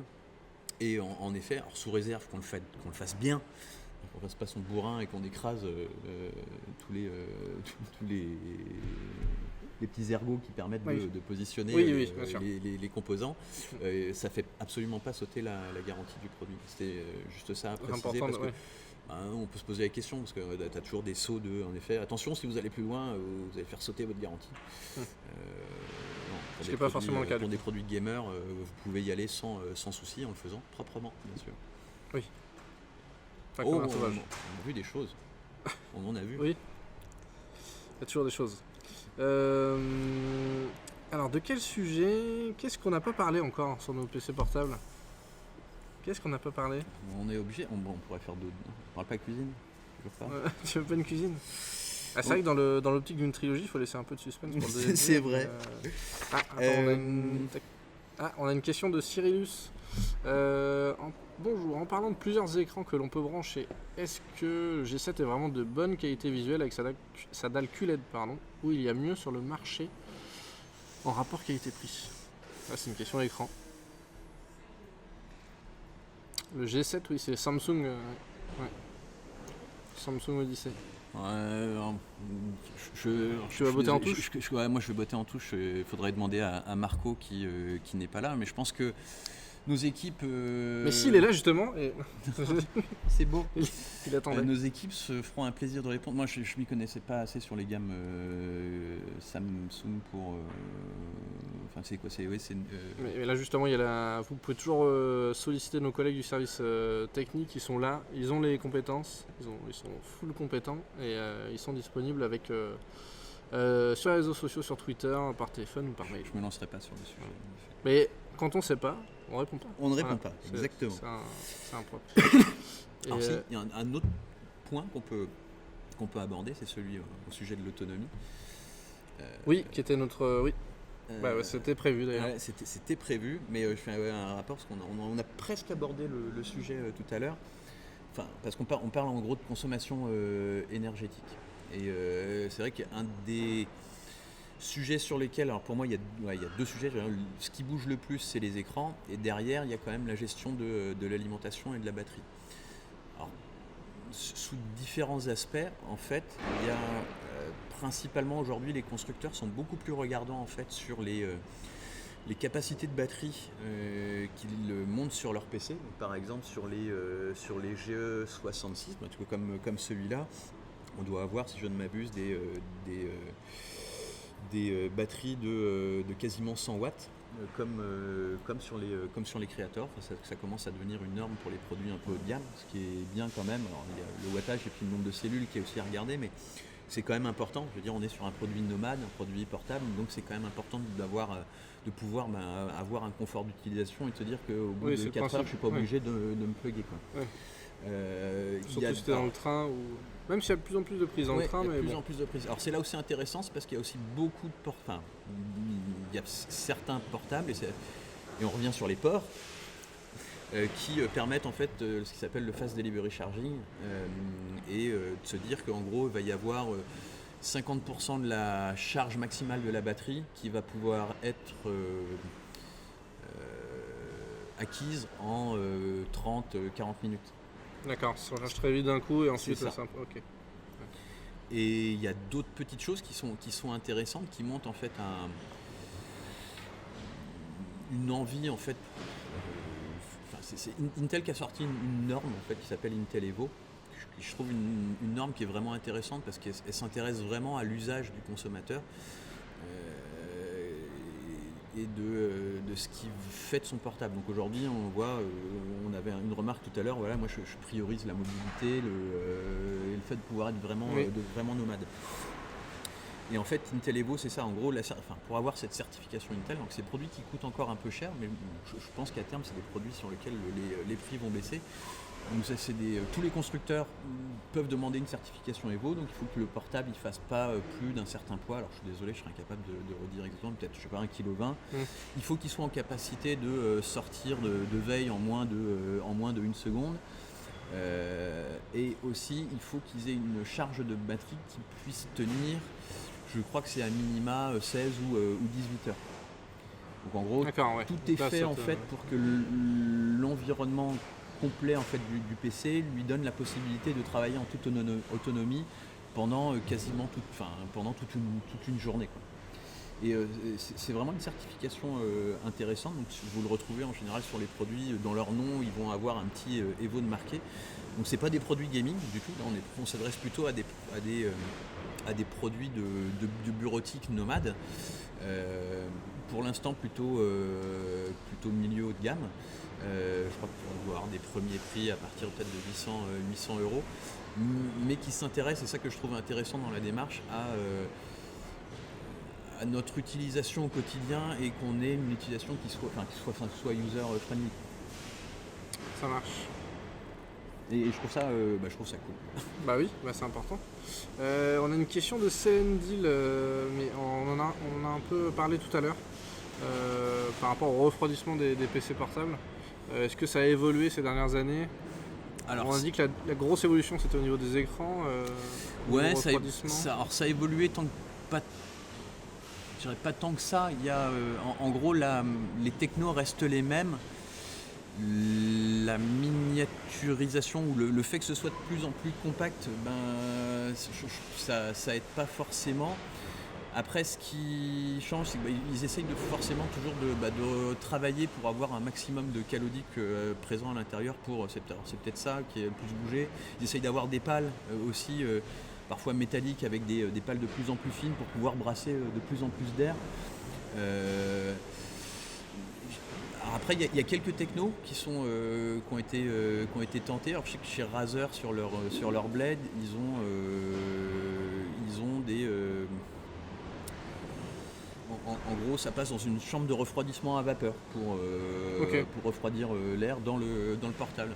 Il y a Asus qui s'est essayé il y a quelques années un portable water coolé. Ça ressemble à quoi? Alors ça ressemble, on va dire, à ça. Ça ressemble à ça. Je voudrais changer parce qu'en plus on n'a pas montré le Strix. Ah mais celui-là on l'a pas montré encore. On l'a pas montré le Strix, non. Ça ressemble à ça et en fait sur la partie arrière, tu avais un énorme bloc que tu venais plugger carrément sur le portable et qui te faisait le water cooling en fait de tout ton système.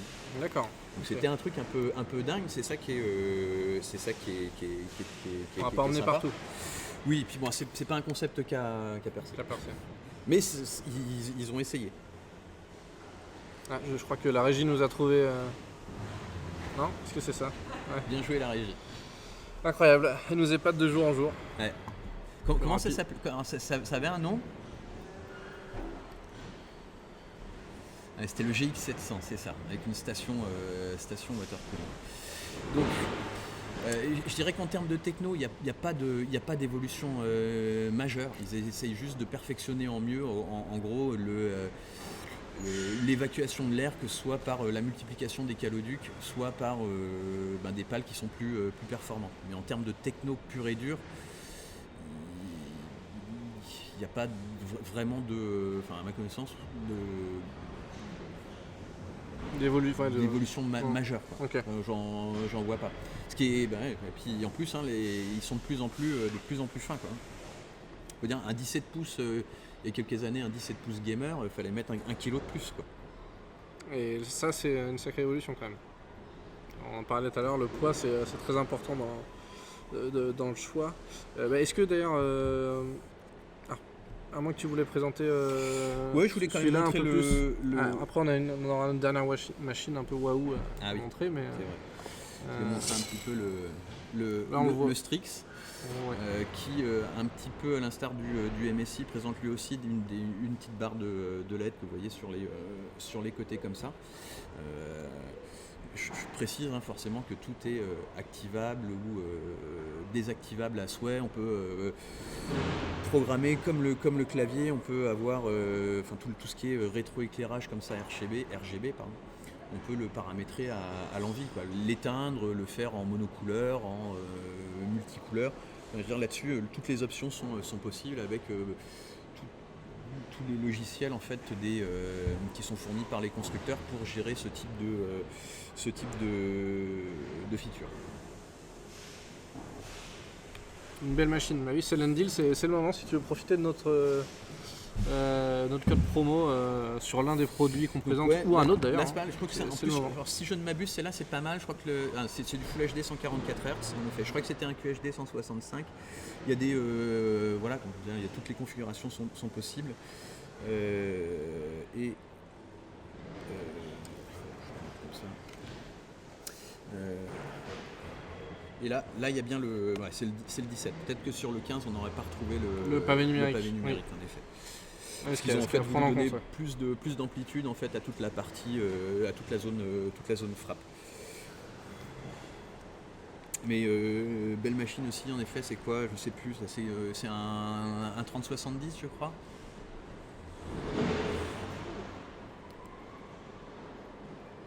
On est sur du 35. Un 3050 Ti. 3050 Ti. Ouais. 3050 Ti, ah oui voilà, c'est ça. C'était celui. Ah bah voilà, il est en rupture. Ah bah bien joué. Belle sélection Anthony. Bien joué. Il était encore OK ce matin. Ouais. Non, c'est allé très vite. Ça fait vraiment partie des configurations gamer qu'on a extrêmement bien vendues ces dernières semaines. Rogue, Full HD 144 Hz, 17 pouces, 3050 Ti, en effet, c'est belle machine. Après, si on est allergique au RGB comme Selendil, on peut le désactiver. On désactive. Là, c'est un choix très personnel. On ne t'en voudra pas. Voilà. Je n'ai pas d'avis sur le sujet. Et pendant ce temps-là, vous pouvez profiter aussi des belles blagues de DJ Boucherie dans le chat. On n'en a pas fait assez, je pense. On n'a pas fait assez sur les ports? Non, sur les... Ouais, non. Toujours dans la suite linéaire. Un dernier jeu de mots avant de présenter le... Bon, alors on va chercher l'autre et puis on va voir. Ah, on n'a pas vu. Bah, tu nous Oui, dis non, pas. je l'ai vu moi. Alors, ok, on prend celle de DJ Boucherie, hein, c'est pas grave, on l'a dit. Ou alors, qu'est-ce qu'une config qui propose de bonnes features? De bonnes features? Ouais, une config qui propose de bonnes features. On est un peu dans l'esprit du jeu de mots que j'avais mis sur le visuel du Twitch. Tu donnes ta langue au port? Bonne feature, je sais pas. Une confiture. Une Confiture. Ah. Ouais, pas mal, hein, pas mal. Pas mal. Et, J'avoue, pas mal. et ceux qui n'avaient pas la réponse d'ailleurs, est-ce que tout le monde avait la réponse à la petite devinette du live? C'était quoi déjà? C'était... Qu'est-ce qu'un rouleau de papier toilette dit à Luke Skywalker, Ah je oui, crois. exact. C'est ça. Exact. Est-ce que alors, je vais vous laisser réfléchir, si vous l'avez ou pas, vous le mettez dans le chat. Qu'est-ce qu'un rouleau de papier toilette dit à Luke Skywalker? Et pendant ce temps-là, on peut peut-être sortir notre dernière machine WoW. Oui. À moins que tu veuilles parler de l'avenir du PC portable. Non, je regardais les questions, je regardais le. Ah, est-ce que j'ai peut-être loupé? Je vois parfois sur certains portables AZERTY la touche en position horizontale au lieu de L. Pourquoi? Ça te laisse circonspect. Je sais, en effet,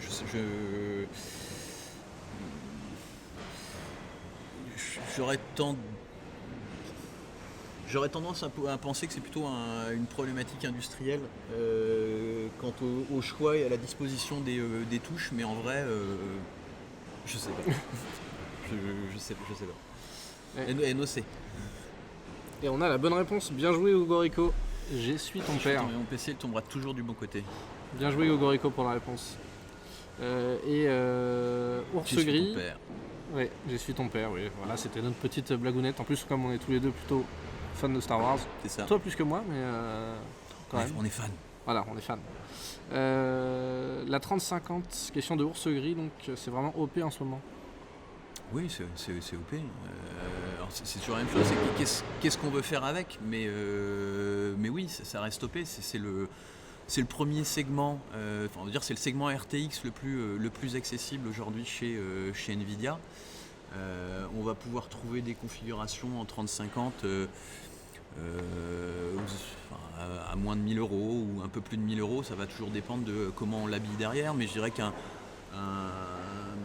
une config, si on veut rester, si on ne cherche pas une débauche de puissance excessive, un i5 16 Go de RAM 3050, on est très bien.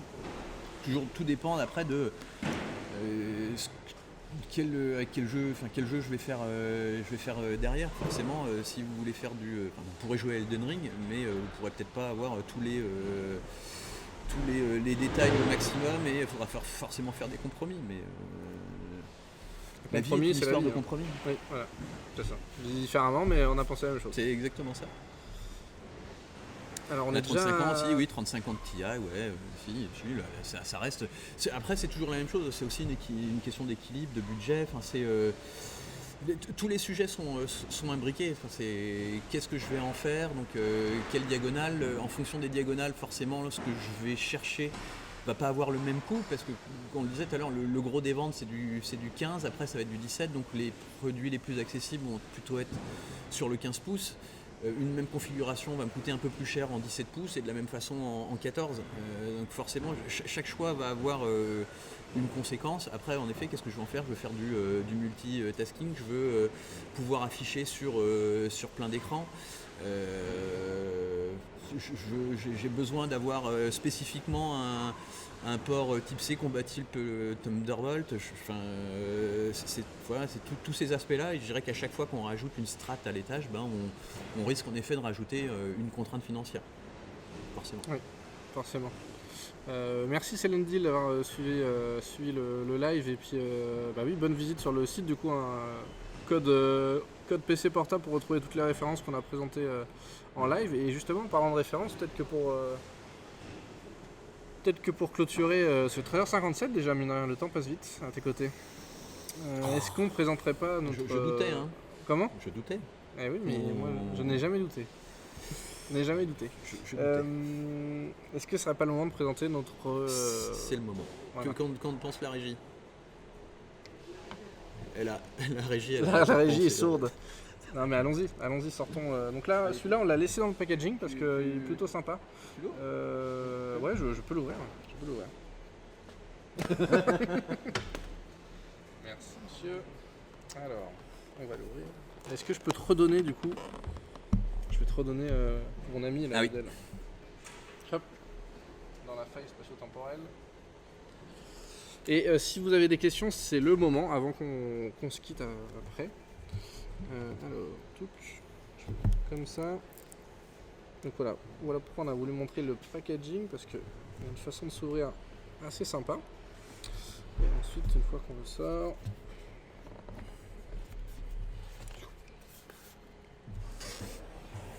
ça fait un peu vaisseau Star Wars. Hein. C'est un peu ça. Alors, voilà, c'est moi qui vais avoir la... Tac. Tu l'ouvres presque pas du bon côté. Oui, mais... Tu prépares le truc. Toc. Donc là, vous allez voir le... Normalement, si monsieur veut bien s'allumer. C'est ce que j'aime dans les J'espère que PC vous avez entendu portables. le petit son On parlait tout à l'heure de PC portable water coolé. Là, on a encore un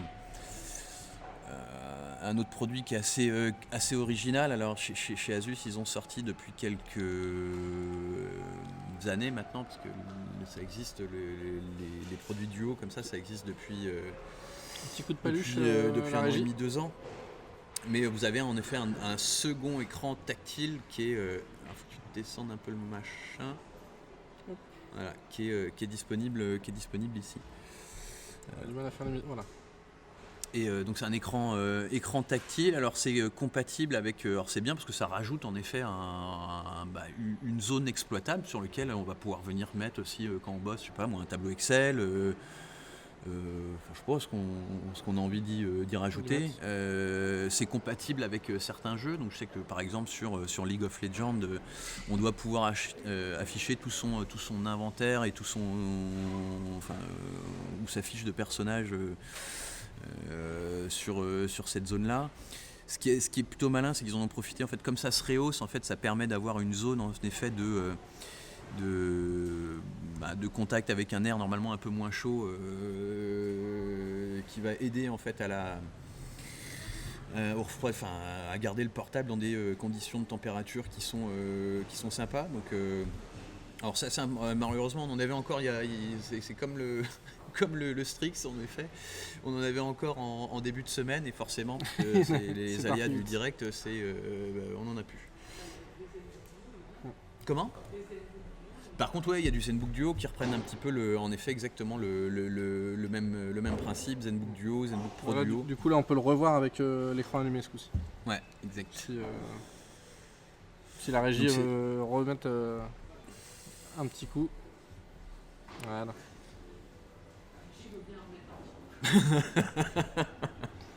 Voilà pour la présentation de ce. Donc ça c'était une édition limitée. Hein. Alors ouais, celle-là c'était une édition limitée. On passe au plan normal. Call of Duty, je crois, c'est ça ? La régie. Non, voilà. C'était Call of Duty, me semble. C'était Dying Light. Dying Light, pardon. Oui.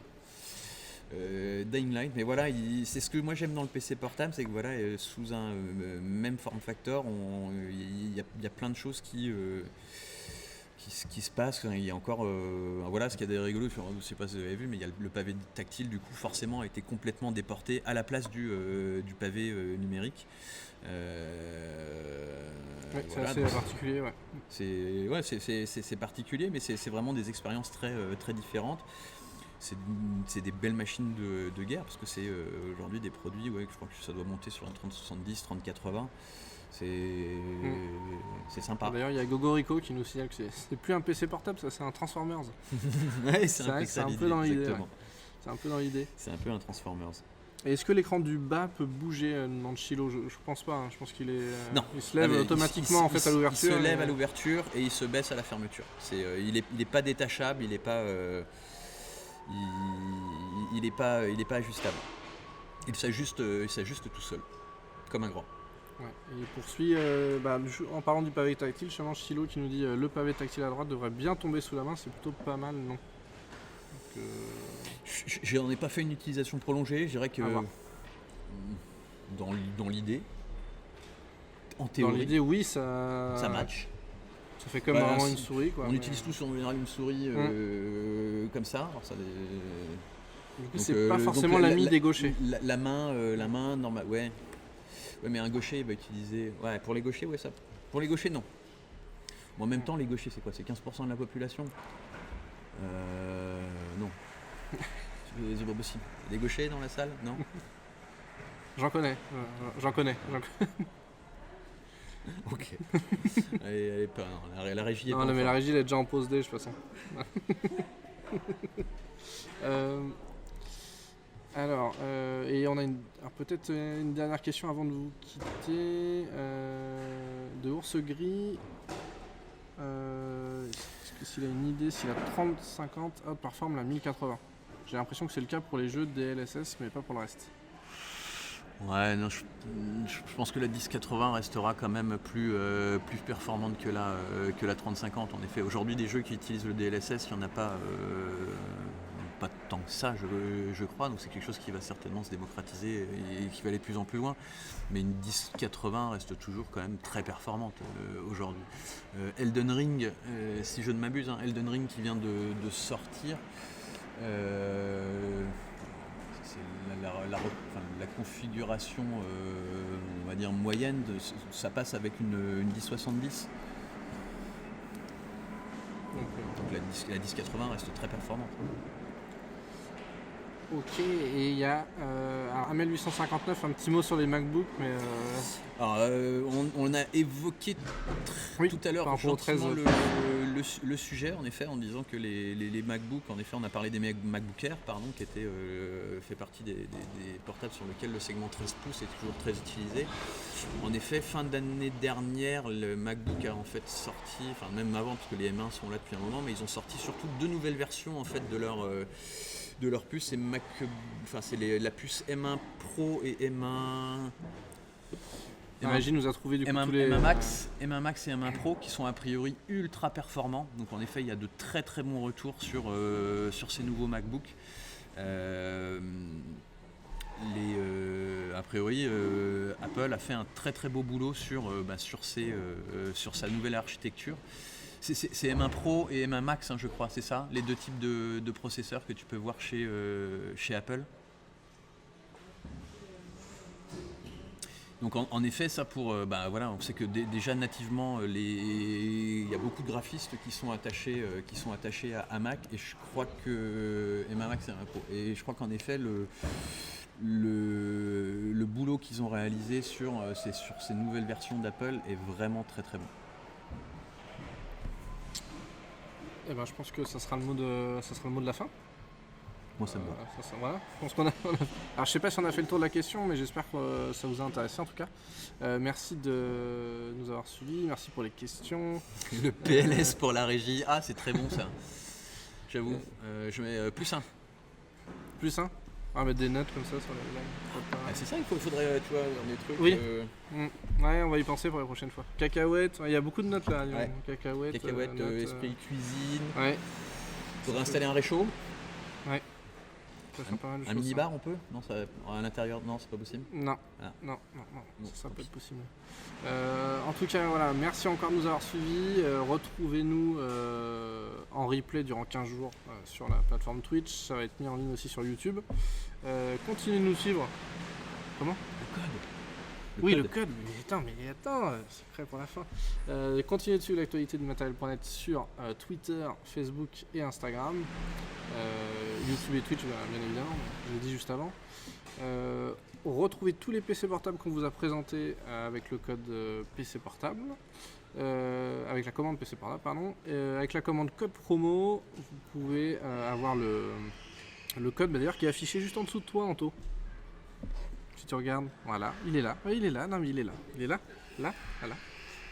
Avec le code live, il vous offre 8% sur tous les PC portables en stock. Voilà, oui, c'est beau, c'est quel geste. C'est bien. Jusqu'à demain soir. Donc 23h59, si vous voulez faire votre choix de PC portable, c'est une belle opportunité. Que dire de plus ? On vous retrouvera, là c'était le deuxième live de 2022, on vous en fera d'autres dans 15 jours. Le sujet, normalement, ça sera montage PC. Voilà, ça sera un peu surprise, mais il y aura... Dans 15 jours, on se retrouvera pour un live cuisine. Encore sur Twitch. Live cuisine avec Maïté.